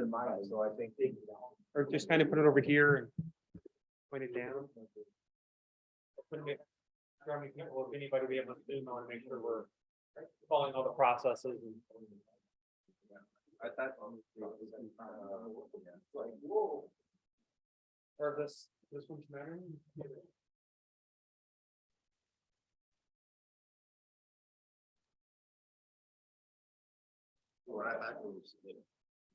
Whoever's speaking would go up. So you guys are doing the joint. Yeah. Okay, let's. You know, we can, we'll just have one person about this one.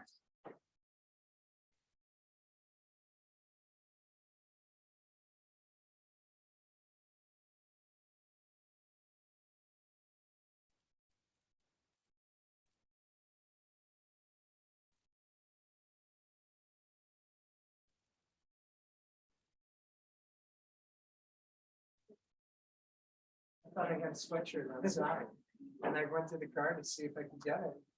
No, there was, I took it in. It won't read it. Mine, It's like. mine, you're not gonna wear it. I know. Did you want it? No.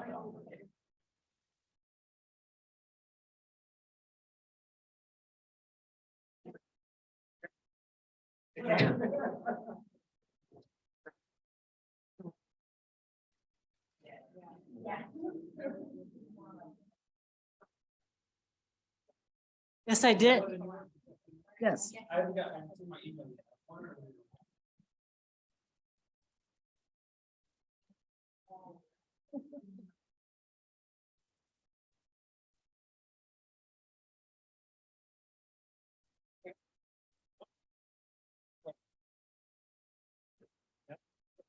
They get the sweatshirt wearing it out in the summer.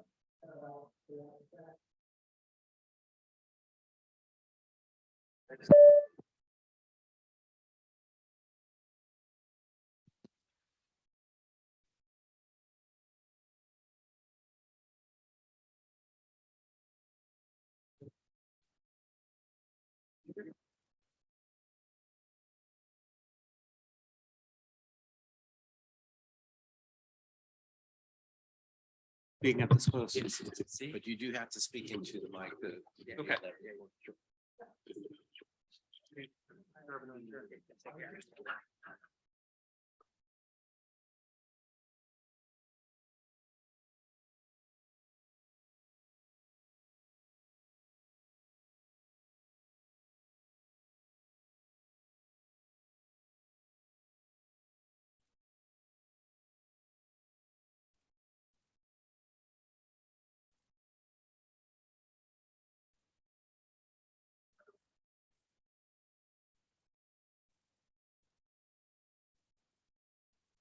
Working. Do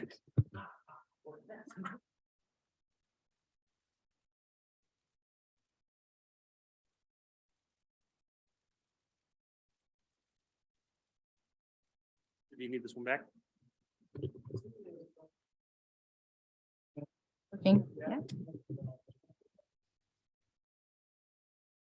Here we go.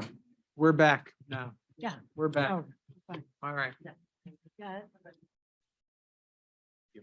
Okay, we'll.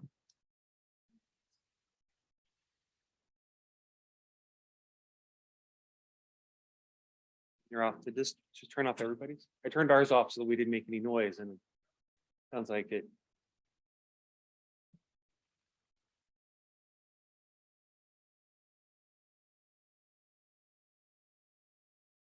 Oh, I didn't realize that. I was trying to be.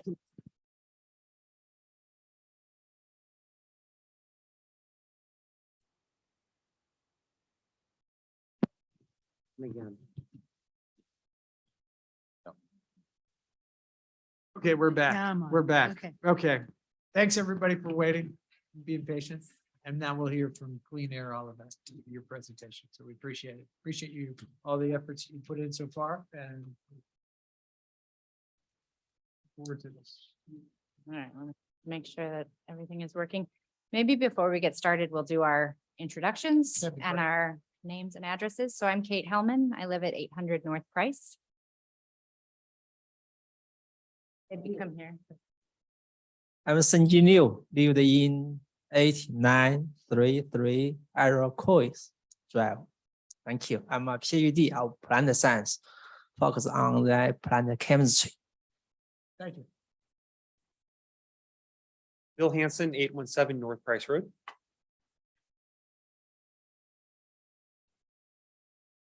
Ross Johnson, 705 Candlelight Lane. I'm a molecular biology PhD. Thank you.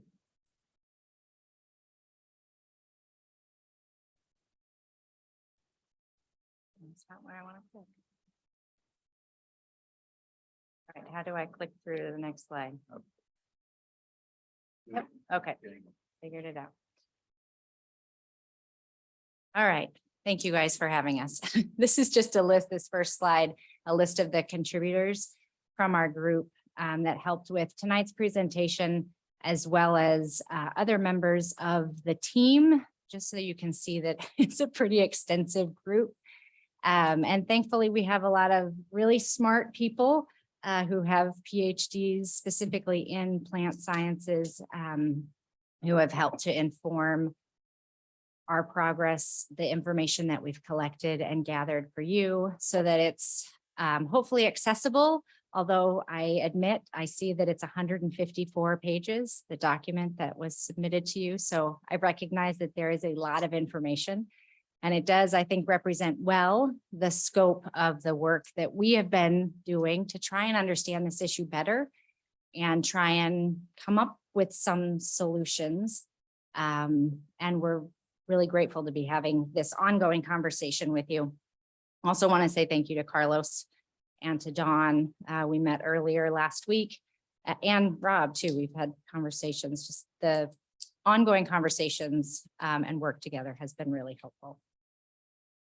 So want to just go over some of the information that you'll find in your packet without going into too much detail. This is just background information, the reasons behind and motivating reasons to say these zoning regulations, whatever they may ultimately end up being, are important for a number of reasons, including the public concern that specifically was pretty vocal over the odor and emissions. So the public health article, that's that De Ferrero Monticelli article, goes over the VOCs, the BVOCs. BVOCs is biogenic, so naturally occurring. And the environmental impacts is in a study by Zhang et al. One that relates specifically to property values, Thomas and Tian.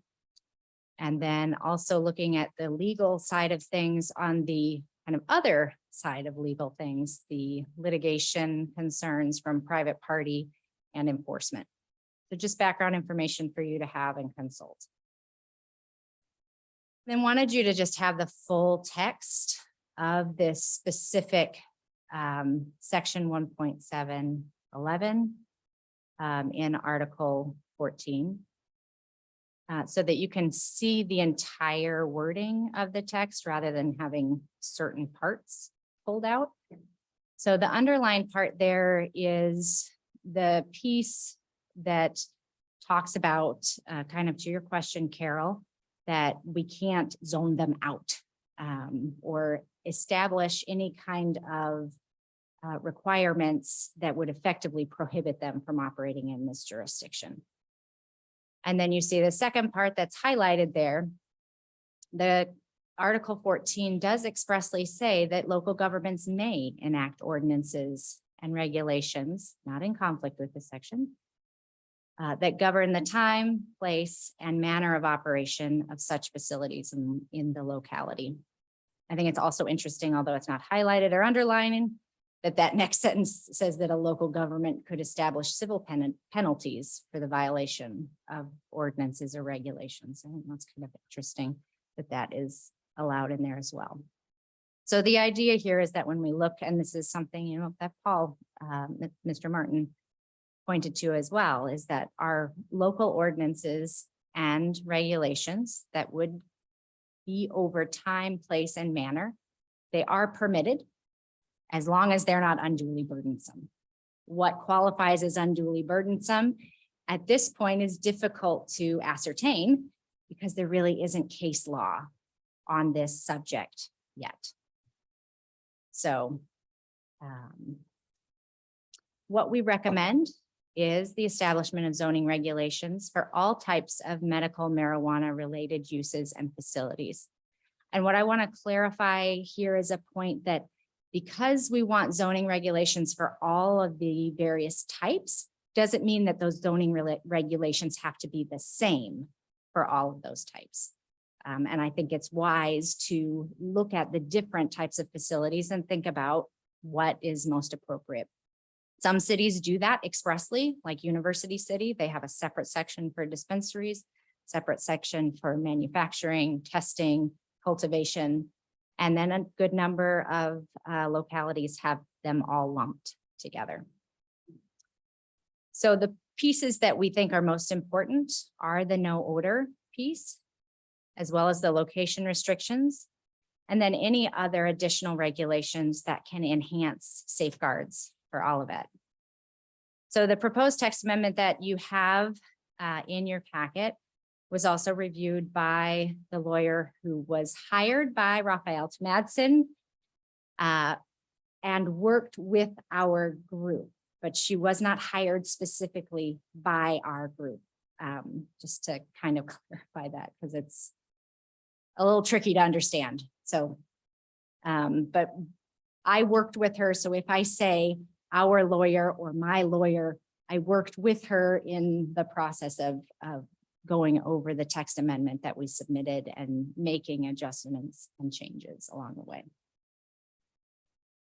So if we look at the ordinances, can I move this?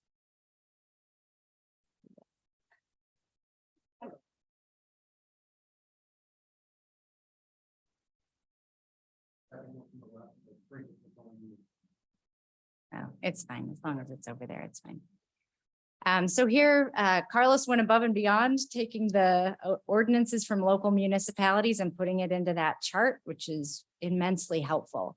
This is specifically related to a no odor clause. So you can see the municipalities listed here that have no odors in their regulations. The way they address them is slightly different in each place. Creve Coeur and Town and Country have the same language. Ladue says no nuisance odor. University City says no odor that is detected with a normal sense of smell. And St. Louis City has basically the same thing. No odor that's detectable to normal senses.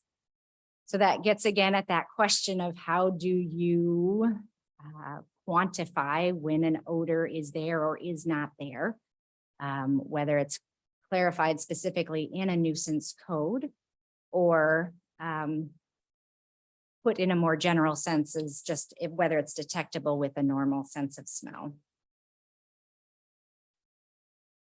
So some odor control strategies. And if you have specific questions about this slide, Ross Johnson would be the person to direct those questions to. Some options that are out there to achieve that no odor restriction or requirement is in the building design. So having a building that is sealed and properly built so to prevent leaks. Possibly the use of a negative pressure system, double door systems, controlled entry and exit areas, lots of different options. All of that obviously would come further down the line when you're looking at building permits.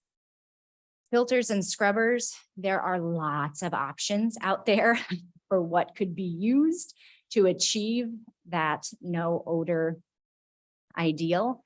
What's most important is that they are properly installed and maintained, because even the best system, if it's not maintained, is not going to work.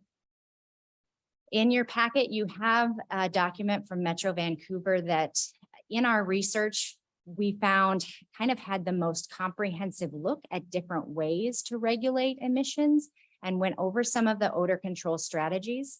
So that's there for you to take a look at if you would like to learn more about that specific piece. And then in the zoning code, we think it's important because it's proactive to have that odor control in there. Nuisance violations are difficult to enforce. They happen after the fact, so they cost money, they take time, where proactive measures could really potentially save all of that a lot of time and money. Again, there's the risk of potential litigation from homeowners and businesses who feel that they have been impacted negatively or their business has suffered as a result of negative odors in their area. And evidence about that specifically is in the Ciros and Song article that is in your packet. And then finally, Olivet's nuisance code does not directly address odor. The word odor in the nuisance code is actually only found as it relates to privies and private vaults. Now, there are other sections in Olivet's code that do relate specifically to odor, and that's with accessory structures, peace disturbances, but odors, at least as I understand my reading of the code, would be addressed under the general nuisance guidelines, but there isn't anything specific that's in the code at this point that relates to odors.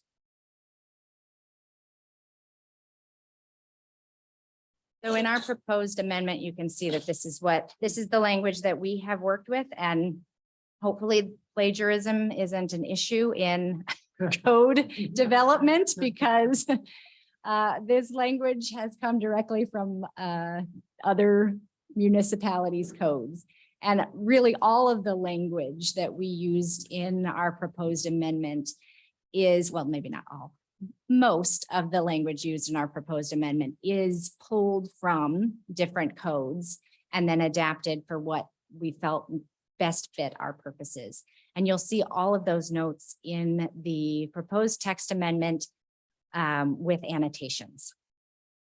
So that has all those. So the pieces here is that no facility, no marijuana related use or facility shall emit an odor or in any way cause a public nuisance. And any marijuana related use shall demonstrate that the appropriate systems will be provided to prevent any odor of marijuana or fumes from leaving the facility.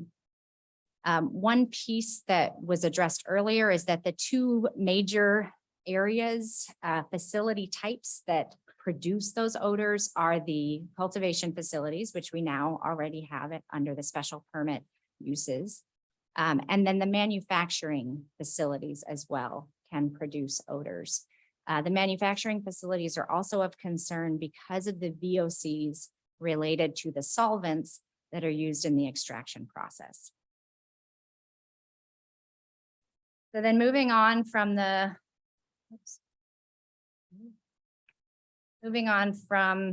odor to the location, you'll see here what's listed for Clayton, U City, and Lake St. Louis. Just an additional thing, Kirkwood and Webster, I've found just today actually, also have a 1,000-foot buffer from any public park. And then in consultation with some of the research that Tracy Pupillo, the lawyer hired by Raphael Tomadson, did, she also discovered that a small town, Raytown, Missouri, has a 500-foot residential buffer as well, but those are not listed on this slide. Why should we have location restrictions? Same thing we've been saying before is the safeguards. Those safeguard measures are so important. Specifically, should any of those odor mitigation and control strategies fail. The other piece is that there is very limited research still on the public health risks. There's a decent amount of research on the public health risks that take place within the cultivation facilities for workers, but there is less on the impact for the broader community outside of the facility. But just because those risks have not been studied yet or unknown does not mean that we should operate from a sense of that they're not there. we would advocate operating out of a sense of caution.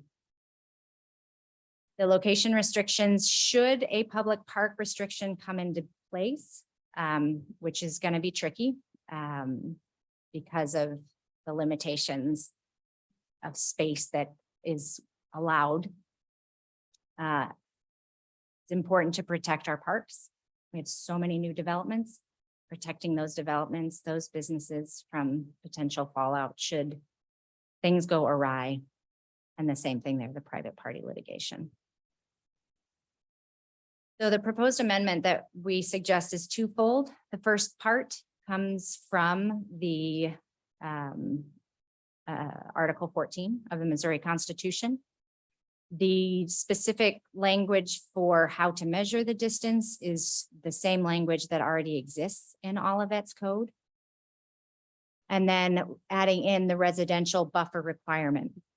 Depending on the version that you received in your lengthy packet, it may have included public parks. In our final version that was submitted with the lawyer's letter, we removed the parks because we felt like it could potentially be too restrictive, and just kept with the residential buffer of 750 feet.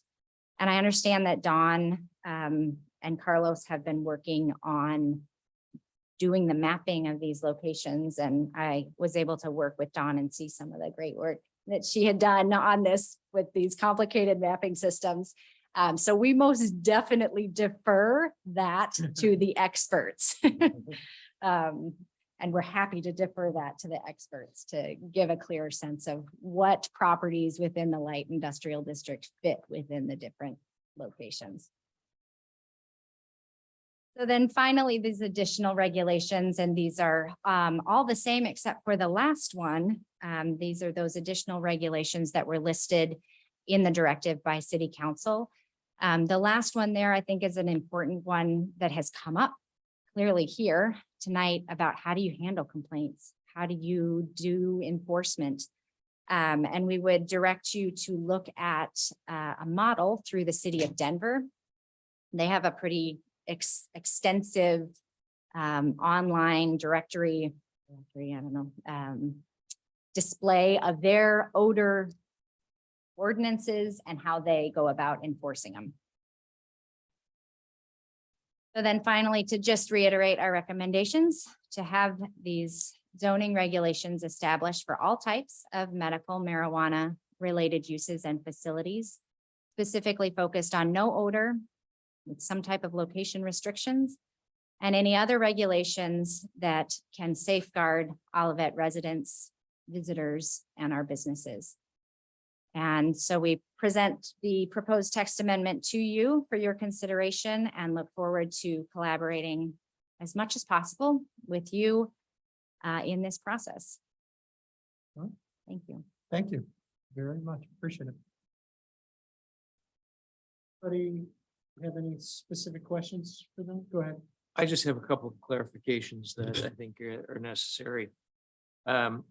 Because I don't want you or the residents to be under, I'm talking about residents might be listening, and under any misconception here. Private party litigation was mentioned a couple of times. The literature that's in your packet refers to private party litigation between private property owners and the owners and operators of these facilities, not the cities, not the people who adopt these ordinances.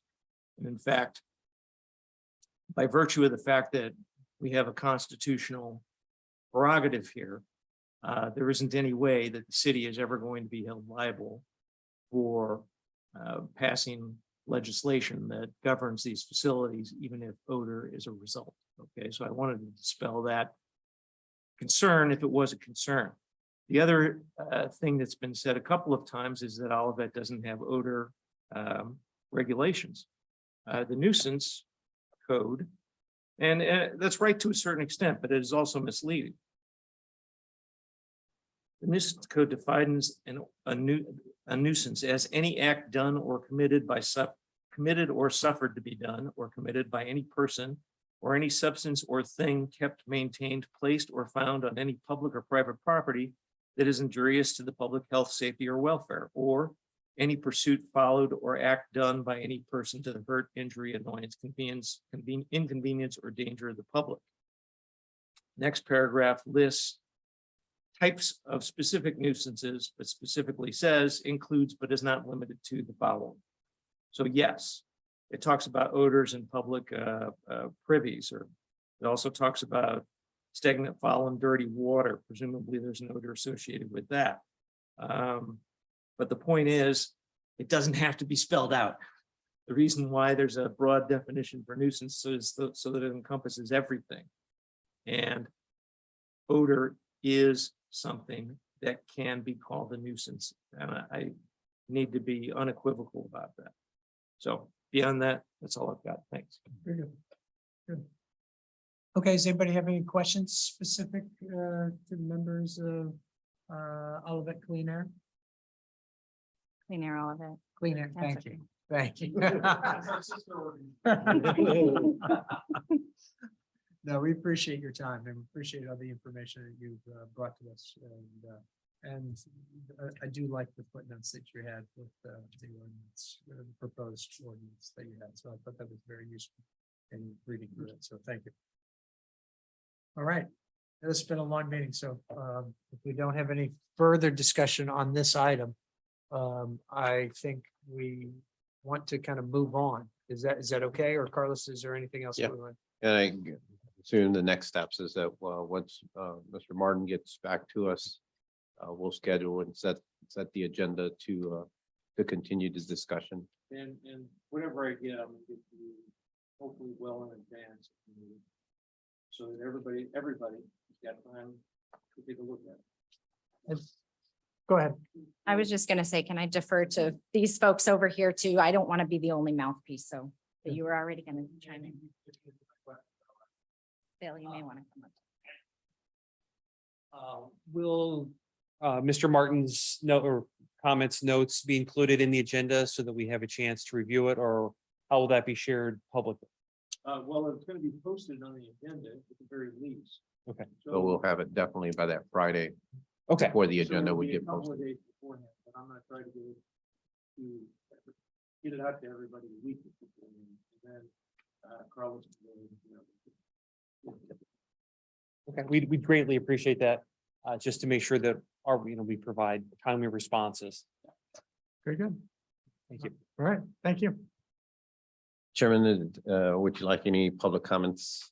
Yeah, that'd be great. Okay. I'm sorry if there's No anybody in the public that wishes to speak, but I think we're all covered, but Ms. Holman, can I get the? did you have any? Okay, good.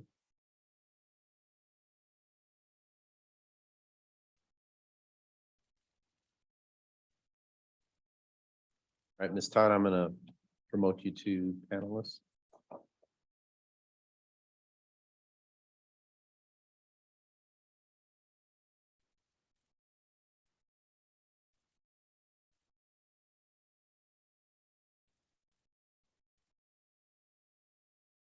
Recognize.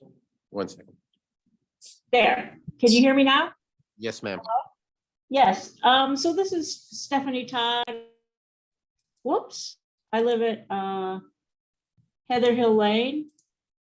And I would like to make some of the comments to the initial discussion that took place at the beginning of the meeting.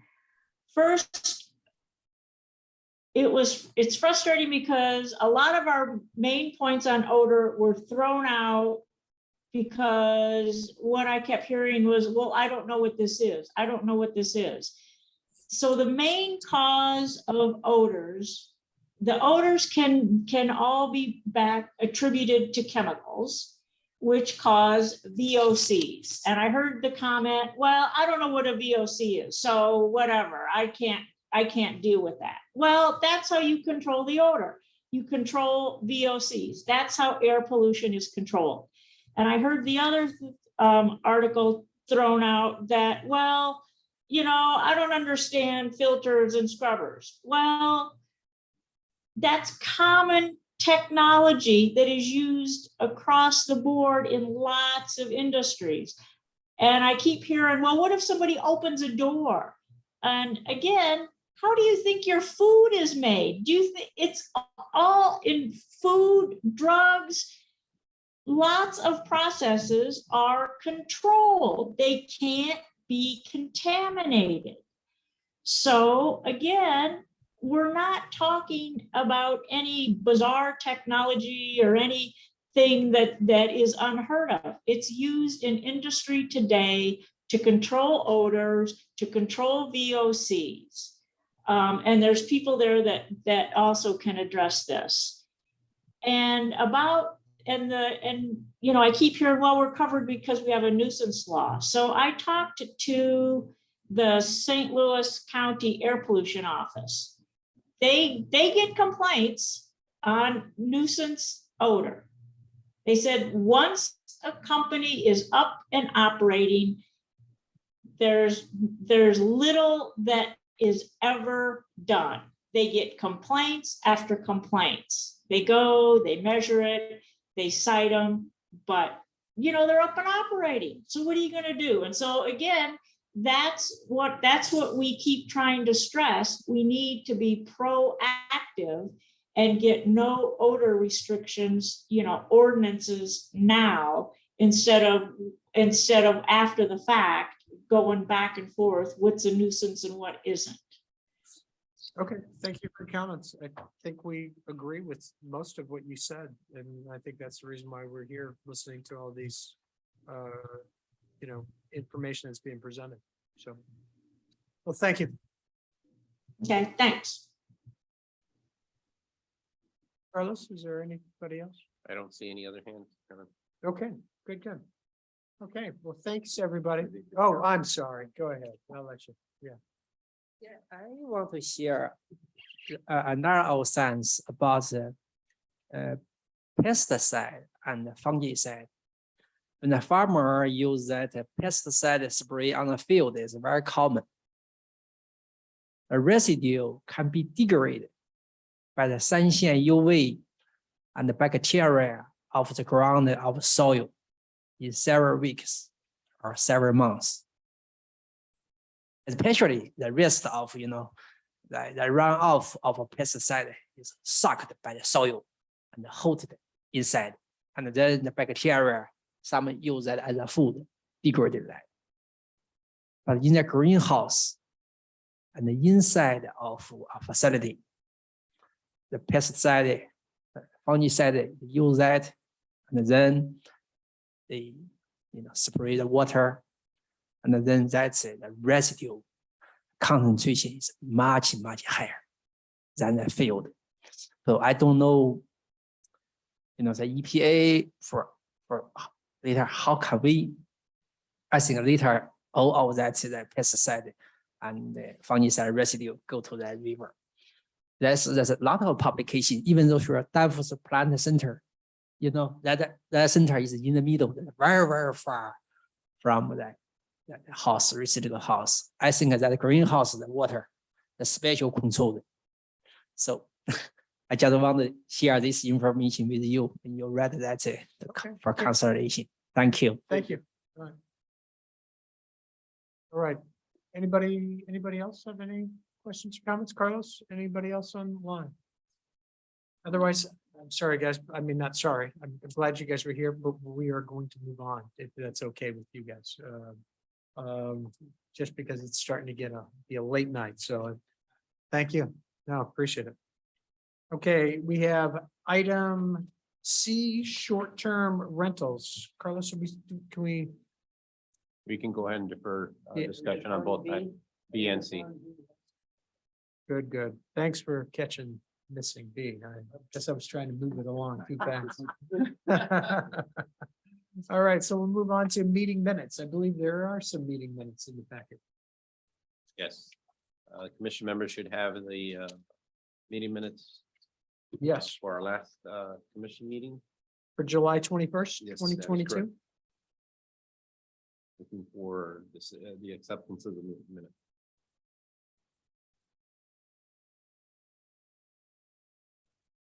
Nobody's going to acknowledge. I'll acknowledge receipt of these meeting minutes for July 21st, 2022.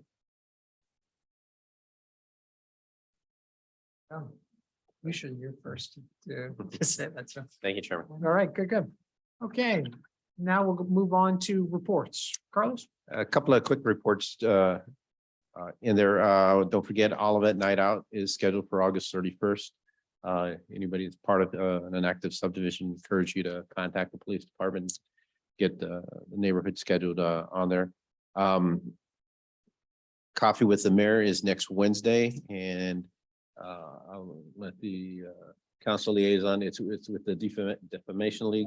I will be a special guest speaker with the mayor. Park improvements are continuing on. Most of the parks are still closed in there, and of course, the weather hasn't been beneficial for a lot of this construction that's going on, and there will be some delays. And we anticipate the Stacy parking lot to open sometime in August, but given this recent rain, that might hold up some of the availability. And we know that school season's kind of coming into play too.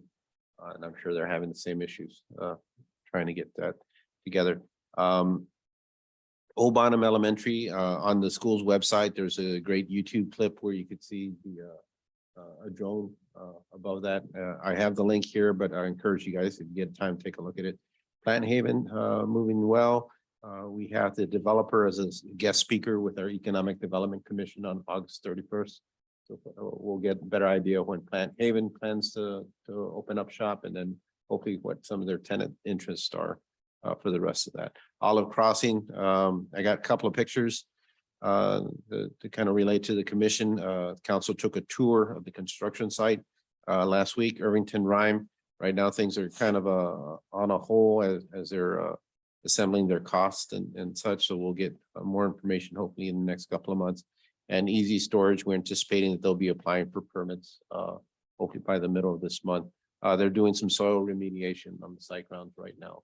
And I think that's still more to do with the compression of the soils and that. So real quickly, a couple of great shots we took of the Olive Crossing. You can see the assembly of the parking lot in there. This is an older one because they now have the 2 levels of frame construction on the apartment complex being done right now, and they should be starting on the 3rd level by next week. The Oliver that's been completed and is occupied. We're still working with the developer regarding the retail component, which will be here. And then of course, Plant Haven, you saw a lot of these, but was up at the site, and these are always neat to see and see what are the results of the improvements. And you can see the buffer area and its plantings along with the tree lines along the parking lot, the low level lights that they use directing down. And, we were sensitive to the building orientation of the existing condominium complex along the side. I think overall, it's a successful buffer, and it's doing what it needs to do in terms of minimizing some of the visuals. Here's a view looking back the other way. You can see the old City Hall brick wall along here, along with the landscaping that's been put in place on that site ground. Given the rain event that happened today, I was up at Price. This is right across the street from the synagogue, and that's the volume of water that we saw this morning. It's pretty amazing how fast that was moving down there. Here is a picture of the basin at Birdie Lane. And believe it or not, it's working. This is what it's supposed to do. This is what's on the other side. And the neighbors are not getting, that inundation. They've always gotten some flooding because there's got some low spots over here, but for the most part, It's not due to this development. correct. Yes. That's always, so there's a good success story of the progress that we made. This is, of course, Olive Crossing, and this is to kind of show that buffer.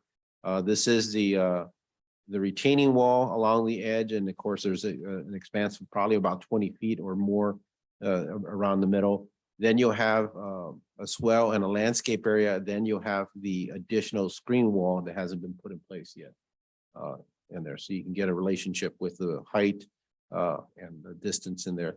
Here's a view looking towards Price, and you can see some of the frame construction in there. And then this is looking the other way So you can get some idea regarding the heights, and all that. We, kudos to Don today.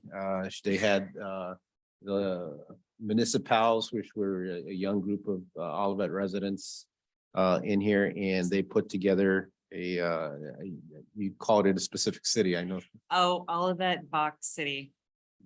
So Olivet is in very good hands in its future with these younger generations. Don taught them about setbacks, cooperation of benefits, when you work together in there. So they did some great little projects here. A little library, an apartment complex, parking, and there's a pool on the backside. So it was pretty neat and very impressive in terms of given that age group and what they were trying to comprehend. So kudos to Don on that in there. And that's all I have, Chairman. Good. Thanks, Carlos. Missy? Thank you, Mr. Chairman. I'm gonna just briefly kind of go over what's on the event calendar in the city of Olivet, as maybe a little bit repetitive with Carlos, but August 6th, which is 2 days from today, as the Stacy Garden Workday will be at Stacy Park. And then on August 6th, there will be a garden work day at the Olivet Community Center. There's also a Veterans Work Day the same time, same day, August 6th at 9 o'clock. I don't really know what the difference is. I think one is working the veterans area down by the new Firestone. August 6th, as Mr. Trejo indicated, is Starry Nights. It's going to be at Warson Park. Every year it has been at Stacy, but we want everyone to know it's at Warson Park this year. As Carlos indicated, August 10th, Coffee with the Mayor, and it's going to be an individual of the Anti-Defamation League. I think they're going to be talking about safety, security. Fill the boot for the MDA. Well, that's going to be tomorrow. The first day is going to be tomorrow at 1 o'clock p.m. They'll be collecting it around Olive and Price. They will do it again 11 to 1 p.m. August 19th, again at Olive and Price. We have a movie in the park that will be August 27th. No, I don't know what the movie is yet. We then, as Carlos said, we have August 31st, which is the Olivet National Night Out. That is where the council goes around to the community subdivisions and we interact together. There's a pension board meeting today at 5 o'clock. I am sure the liaison will be reporting that at the next city council meeting. Our next regular city council meeting will be August 9th, municipal courts, August 10th, Parks and Recreation, August 17th, and then planning and zoning again, August 18th, city council, August 23rd, and Economic Development Commission listed for a meeting on August 29th, at 7 p.m. That's pretty much what's going on for the month of August. Very good. Thank you all for what you do. Mr. Martin, thank you for being here tonight. God bless you all. Take care. Thanks for the update. Anybody else have any questions or comments? That being seeing none, we will adjourn at 9:09. Thank you. Thank you, Chairman. Thank you, everyone.